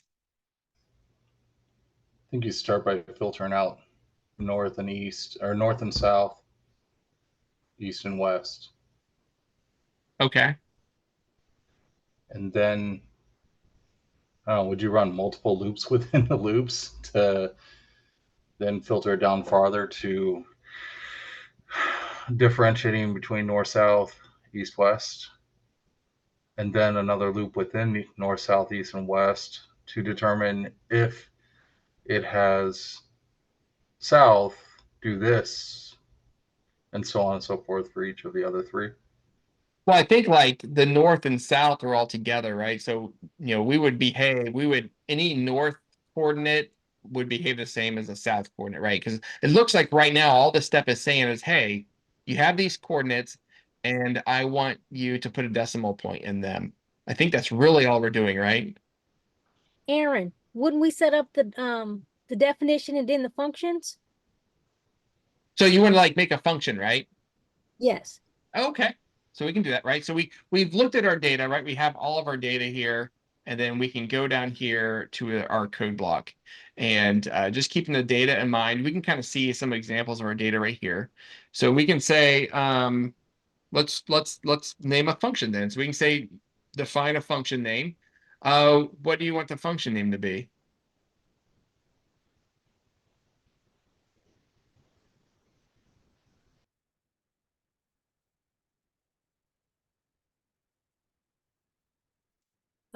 When we'll be doing the decimal? Right, but we need to name our function. So what would you want to name our function? That's going to do all this decimal adding. You want to call it like decimal adder? We can call it that. We can call it that. Okay, let's call it decimal adder. I know we needed, yeah. Okay. Cool. And then do we have any parameters?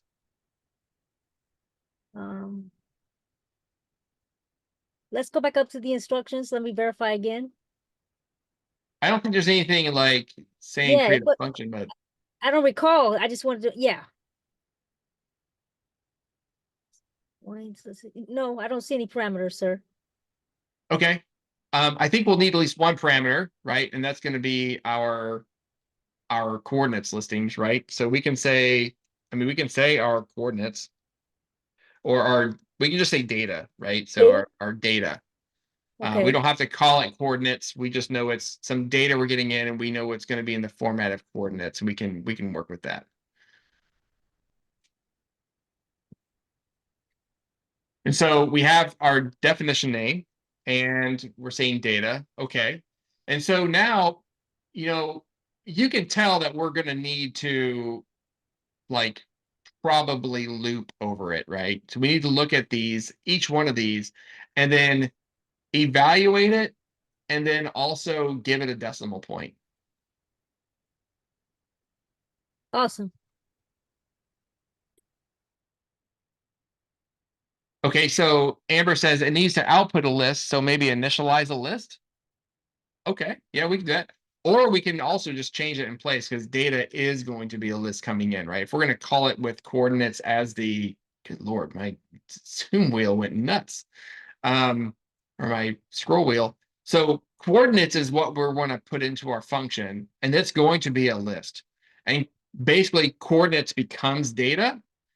We can also call it coordinates, but we can say result equals. So you want to say you want an empty list, right? At the end. So you want to initialize an empty list. We could do that. And then we know we're probably going to want to maybe loop over these. And then when we do that, right, when we start the loop, we're going to look at each one. And so then we need to think about, okay, so what are we going to do for each one of these coordinates to add a decimal point? And if you look at the instructions, it says the latitude coordinates have 2 digits with 4 decimal degrees, and longitude has 3 digits with 4 decimal degrees. So we need to first determine, well, what am I looking at? Am I looking at a latitude or a longitude? And I think we can do that. We can make that determination in our loop. So we can say we can say item in data. So now and really we can call it coordinate, right? Because we know it's a coordinate. So we can say for coord in data. And then we can run a check to see if there's a north, south, or east, west in there. And then Rob says if or if else, right? Okay, so so we can say if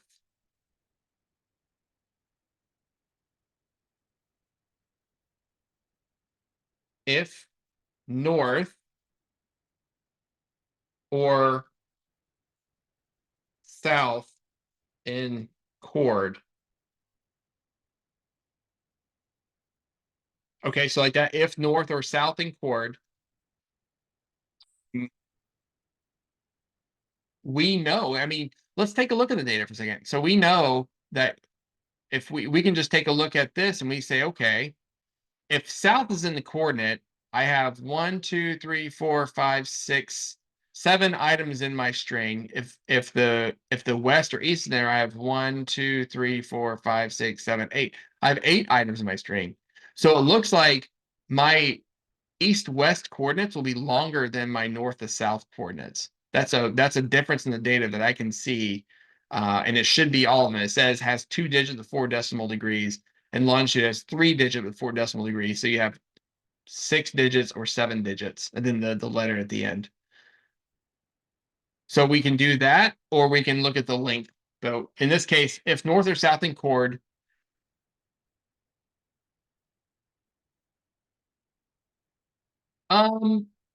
not yet. I don't think so, Amber. Not yet. And we'll see why. So because right now we're just working with the individual coordinate, which is it's kind of weird. I'm just looking at individual latitudes or longitudes right now. I'm not looking at the coordinate pairs yet. So if north or south is in the coordinate, what do I want to do? We know it's a latitude. Can we find a length and then do something with that to change the data? How do we want to change the data? Well, we want to insert the decimal point based on Okay. length. So, I mean, I know that I'll want to insert the decimal point at the, so it's 2 separated. So at the 0, 1, at the second index, I want to insert a decimal point always with a latitude.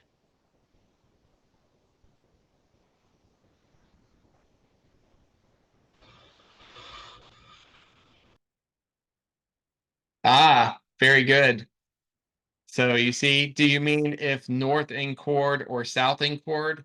Right, that would be, we need to do that, right? So in chord, there we go. That's a true statement, right?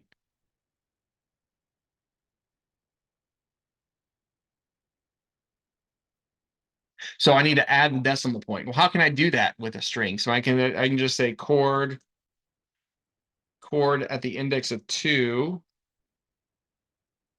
equals decimal point, like that.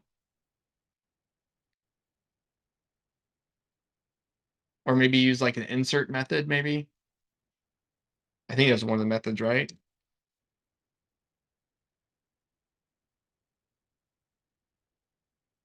Or not that one, but chord dot insert, right? Oh wait, chord is a string, right? So string methods. So I can't, can I change a string?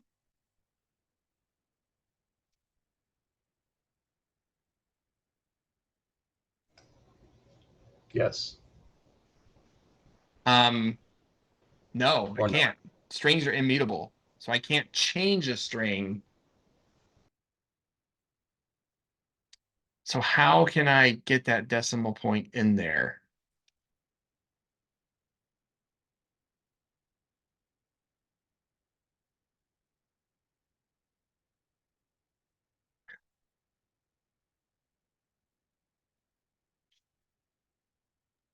Change it to a list, split it, change it to a list, and put it in there. Then change it back to a string.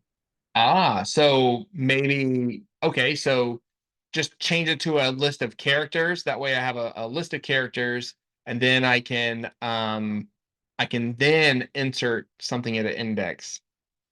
Yes, and then join it back together. And then join it back together. Okay, we can do that. Aaron, can't we create a new string? Or I know that you said that one is immutable. There's not an option to like, because I Well, know we're manipulating data. That's why I asked.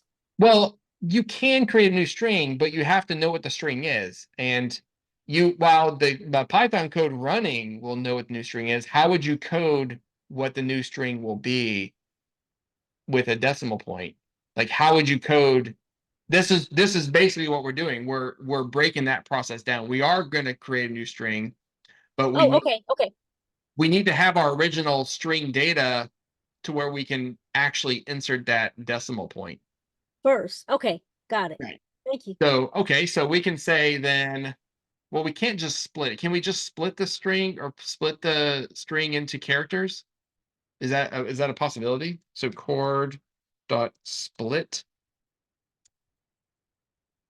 like that, and then put the empty one. Can I do that? I don't know if I Is that can. I think we got to considered call part the of index. modifying? I think we Splitting got it to is call. not considered part of modifying? Yeah, splitting usually only splits on white space. I don't know if I can split on an empty character. Okay, So what if we maybe use a nested for loop? let's see. Okay. So we can then say, okay, so for item or for character in chord. And we can then maybe make a new empty list here. So like chord list equals that. And then for character and chord list dot append character. And then when I get that, then I know, okay, I will have a coordinate list that I can work with. It's starting to get pretty long, and we got 8 lines of code, and we haven't even seen anything happen yet. So maybe we could just try and run it and print out what it's going to look like at the end of the for loop. So print chord list.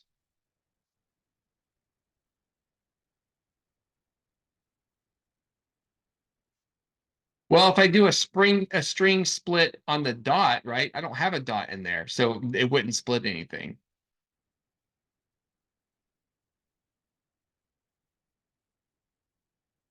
And so now I need to call my function, right? So decimal adder at coordinates.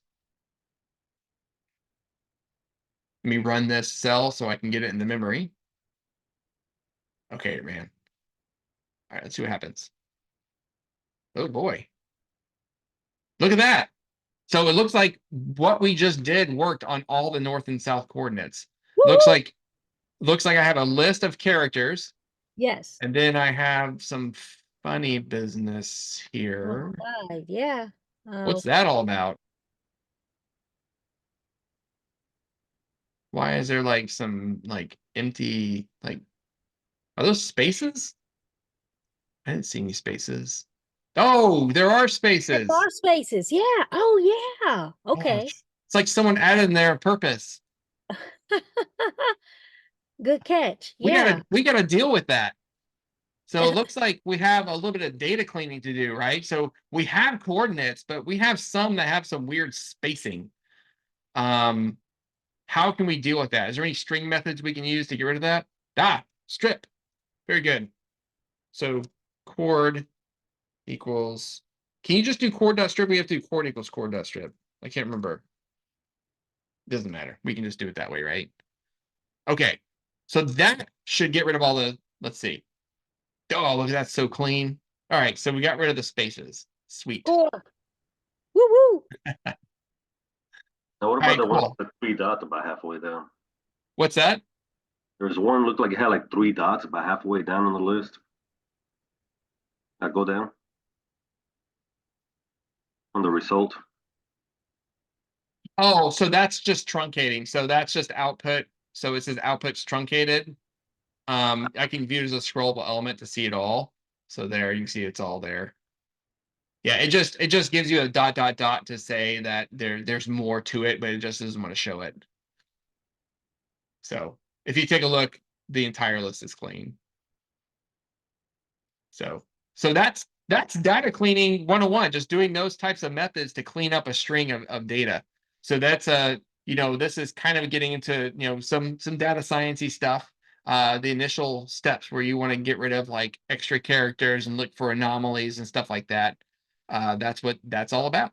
So we just did a process to get rid of like some extra spaces that we don't need. And so now if our if statement says, okay, if n in chord or s in chord, then we're going to do something funky and make this. Okay, so now we know we're getting our coordinate list done correctly.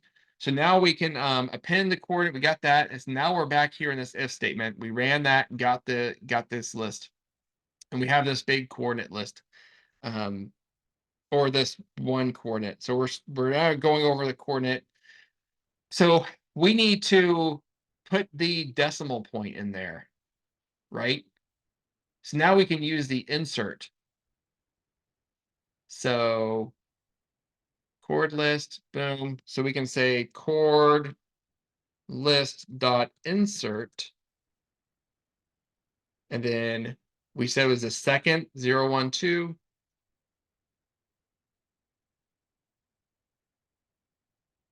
I think that is the format. And then of course I can go ahead and print. Let's try and print chord list and see what happens.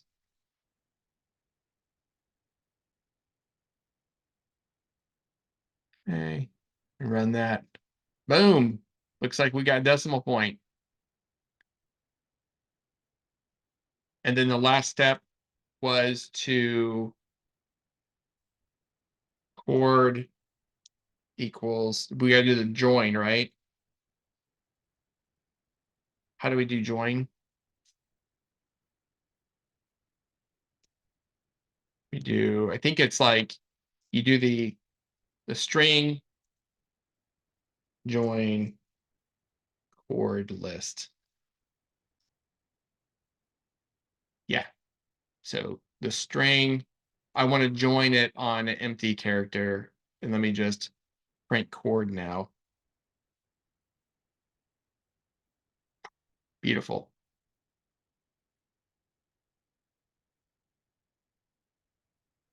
Beautiful.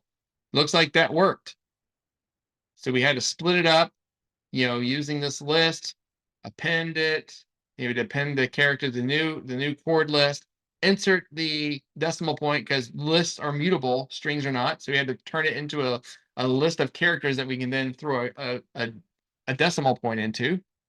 And then we turn it back into a string. And now we have that result. And then we can just say result.append chord. Okay. And then we can take a look at the result by, let's say return result, right? Let's try and spell return correctly. All right. And we'll go ahead and print this so we can see the results of this. Okay. So remember, we're defining the function here and we're calling it down here. And so we just looked at, we just used, our computational thinking to figure out how to manipulate data that we want to come in. The data is going to be a form of a list of coordinate strings. And we're going through and we're taking a look and seeing if the north or south is in there. And then we're, making a list. So now that we're done, now we can feed it any list of coordinates and get it done, right? I don't think we're done yet. But at least we have a starting point, right? And so now I'm calling my method, or calling my function, and we're going to print the result that comes back, right? And the result should be a new list of coordinates. So if I run that, woo, beautiful. We got a list of coordinates, but it's only norths and souths. There's no east or west in there. That's right, because we had the if. So we need to just do this again. So now we say, I guess let's go ahead and do it LF, because I mean, I still want to write it out just, in case, but west in chord or east in chord. Okay, and so boom,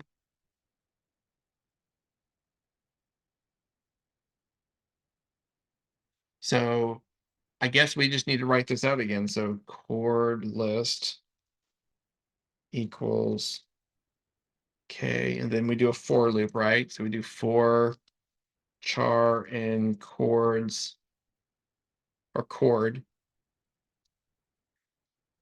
So now we're messing with west and east. We know what's the difference between west and east and the north and south? What was the main difference? 3 decimal points. So there's 3 characters for decimal point. So we just need to change that. Okay, so we need everything the same except change that insert to have a 3 versus a 2, right? So we can almost just do this. We can just kind of copy and just paste, right? And then just change that to a 3.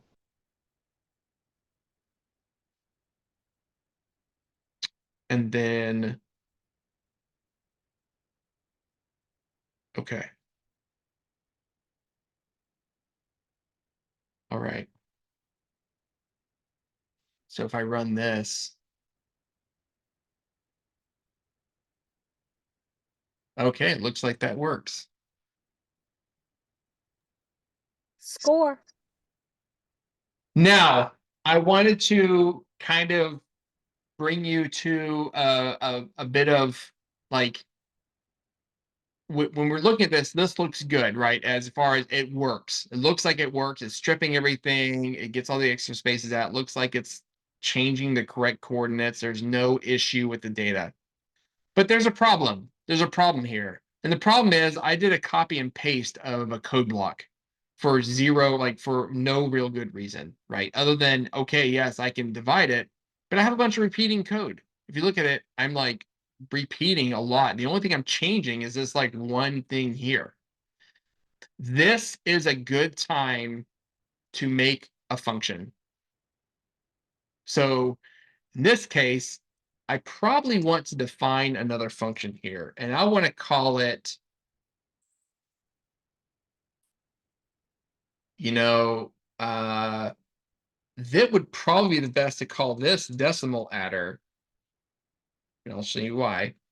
And I just want to do a chord. And then this one's probably going to be called chord processor.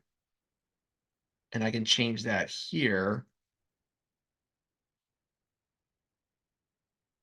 Because I am processing coordinates, but then I want to add the decimal with this, right? And so now I can just take this code and put it here. C and V. I'll go. I always hate copy and pasting that way because it's all right. And then I can return, instead of append, I can return chord. Okay. And then I can say chord. Actually, I can saw result.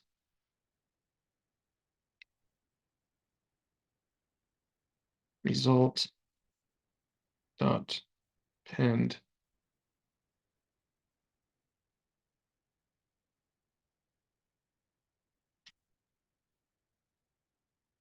Let's see. I can do that, or I can even like add my I can just add my if statement here. So I can say if, so I don't have to make a new function. I could. In fact, I think it's better to do this. So if north in uh, if chord list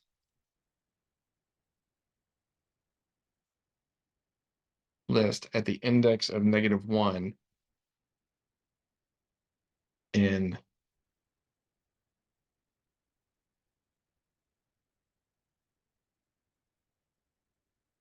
west.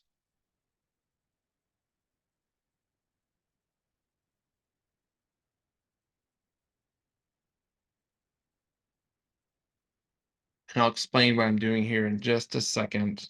Else,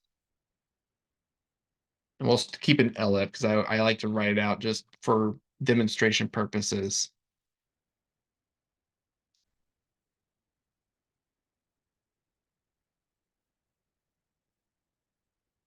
north, south.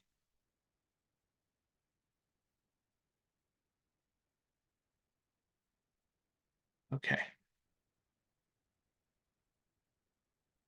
Yep. And in fact, I still need this. So I kind of went on a way to make a new function. I just realized I don't need to make a new function. I need to make a result, return result, and then chord list. I can just return chord actually. No, I need to do, I guess I can't return chord. I don't need a result. Okay. Let me see if that works. And I can just comment this out. I don't need this. I think. Oh, I do need this though. Nope, I do this. Okay. So I made a mistake. Command C.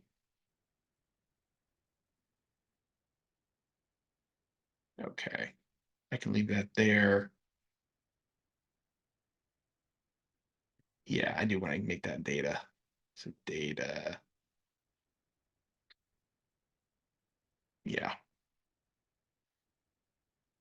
And then for chord. Yep, there we go. Okay, so chord and data. Result. I do need a result. I'm just totally copying this function over, but I added one step. So I can just do this. Results. Okay. Result. All right. The woes of coding when I realized I didn't need to do that. Okay, so that, so I need to tab this over like that. Yep.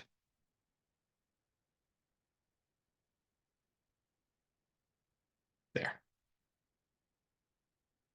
And this will be decimal header. So I kind of went weird. I was going to make a new one. I decided not to because I can just add my if statement here, right? Because when we think about it, we get the data, right? We're adding a decimal adder. So we're getting data, and then we're going over each coordinate in data. Then I'm stripping the coordinate, so I'm getting rid of the extra space.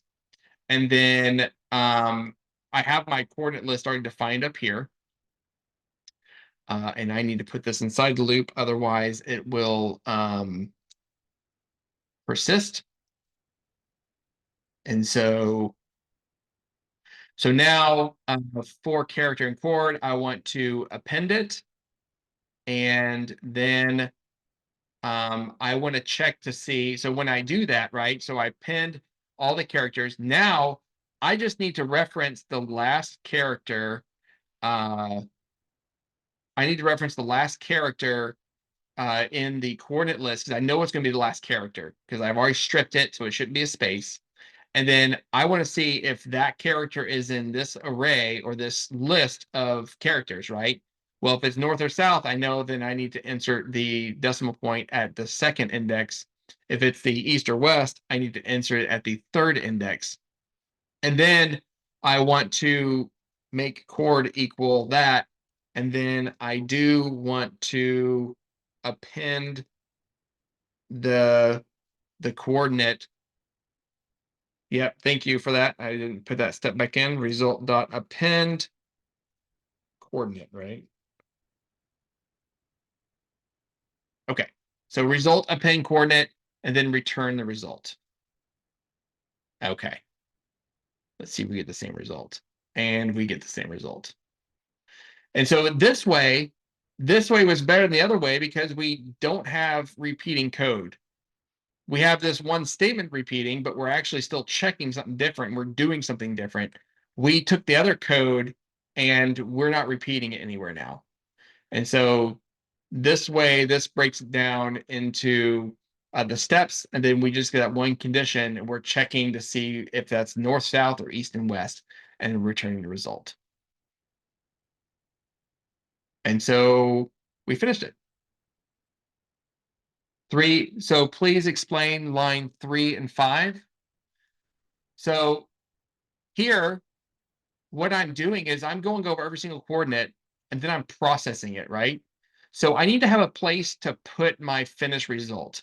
And so when I finish processing it, right, I go into my processing, I'm getting that coordinate.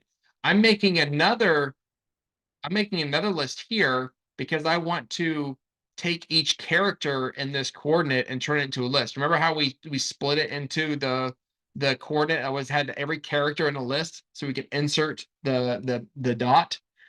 You have to make that. That's my coordinate list. Is my single coordinate broken down to every single character's own item in a list, so I can then insert. That's why I have this here.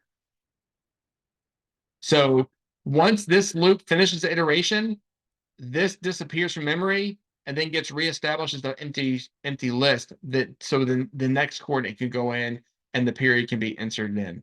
And then when it's done, when this iteration is done, the result is a string with the decimal point. I want to put it into this outside the loop because I want this result to build up through each coordinate gets processed. And I do want to do something real quick. So I'm going to do this. I'm going to grab, this many items. I'm going to go Command C. I'm going to go over here. We're going to watch this in Python Tutor. I think that would help everyone see that. So let's go to Python Tutor. I'm going to have to go back and forth a couple times. I copied over just some coordinates, and I'm just closing it off. Okay, there we go. All right, so then I'm going to put my function in there.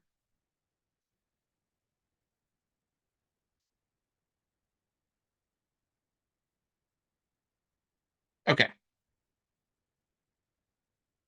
Visualize it. Okay, it's 760 steps, so that's a lot of steps, but we're going to see it go through. So I got my coordinates, and that's what coordinates gets established as right. Do I need to make this bigger? I'll make it a little bit bigger.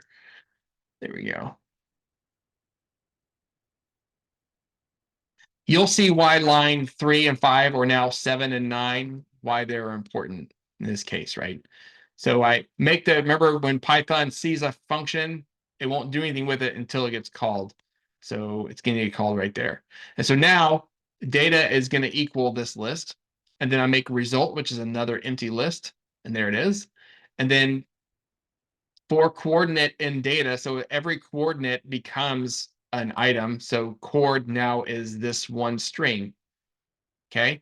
And then I'm saying, okay, chord equals chord strip, which I'm stripping any extra spaces. Doesn't have any extra spaces, so it was unchanged. I made this coordinate list as an empty list, and we're about to go into each character in chord. Chord, remember, is this string right here. And I'm going to go look, I'm going to append each one to that coordinate list. That's why I needed a coordinate list on line 9, because I want to make my coordinate list. When it's done, it's then going to check the last index or the -1 index and see if it's in north or south or east and west. It sees that it's in that list of north south, so it's going to go ahead and insert the decimal point right there. And then it's going to go back, redefine coordinate as the joined list. So now coordinate equals that joined list with decimal point, and then I append it to my result. So result now gets that. And then the process starts all over again. I make my list from the coordinate. I check to see if it's north, south, east, west. So it's going to jump to line 15. And then it's going to go in and insert at the index 3, which is what we want. And then we're going to go back and go through that process again. Boop. And that's how it runs.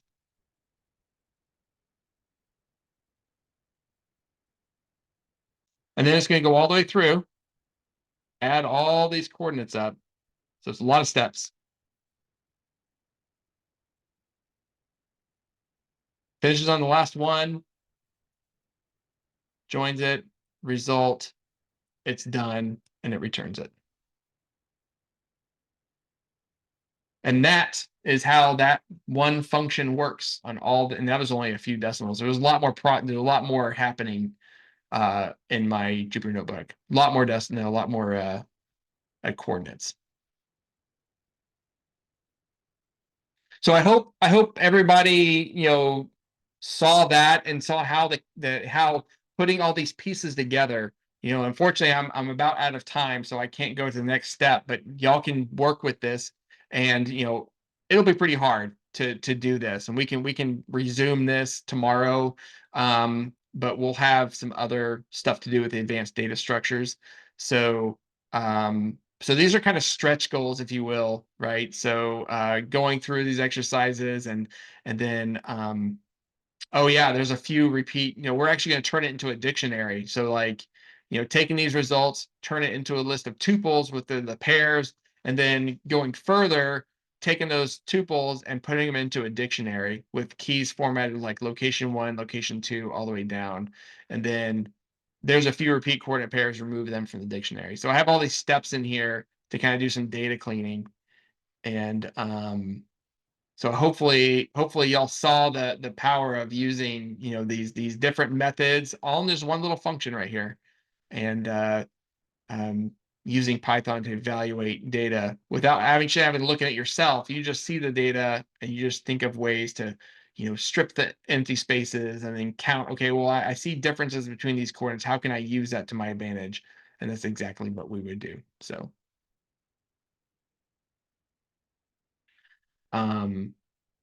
Cool. Any questions so far on what we went over with this little exercise?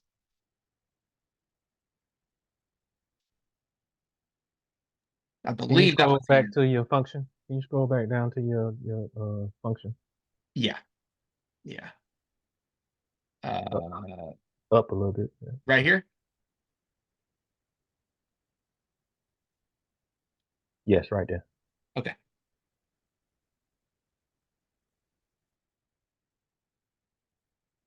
Are you trying to write it down or just study it? Because I can just paste this into our chat so you can copy it. Yes, please. There it is.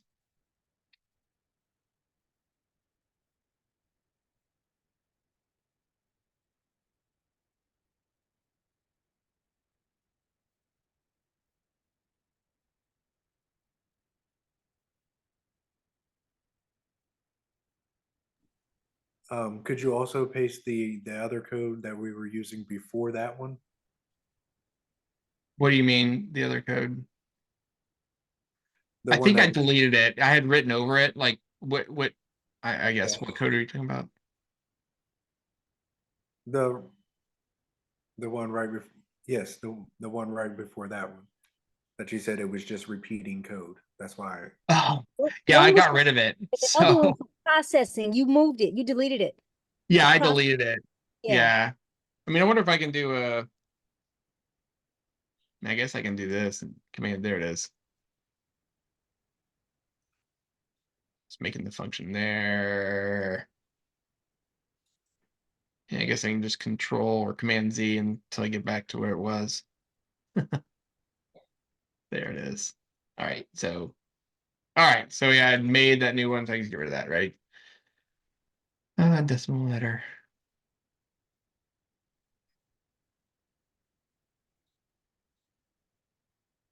So I think this one would work. Yeah, that won't work. So I'll put this in here too, so I can just call it the bad example, right?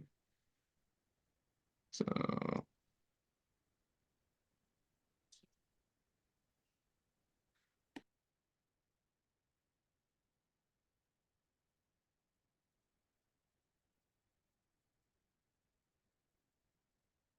right, there's the bad example. I think. Oh wait. Yeah. Yeah, that's the bad example. Okay.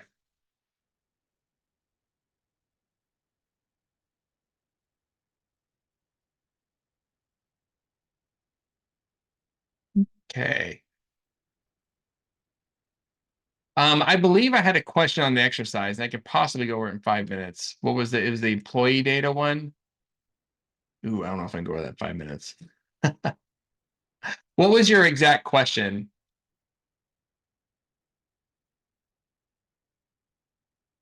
Did you just want to review that exercise? Who asked for that one?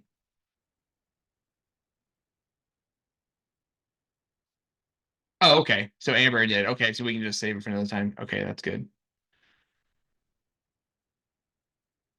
I'm pretty sure, I mean, because we're dealing with dictionaries, like we're going to be dealing with other dictionaries too. You'll probably get the question answered with the other exercises we're going to do and some other stuff. So I wouldn't sweat it too much. But yeah, we can, or we can ask it in the Slack channel too. I mean, I'm sure I'll have time to return an answer there. So we have that ability as well. But yeah, so that's the end of the lesson. I didn't even get to through all the exercises. I think my last one, did I? I can't remember if I did or not. I think I may have just stopped at the first one as well. But again, a lot of the stuff here is for you to try out stuff. I can post answers. I think I'll do that probably near the end. Because y'all have these saved. You can use these for, if you want to revisit and tinker with it, we will save this stuff. So I can send the completed the solutions for you if you want.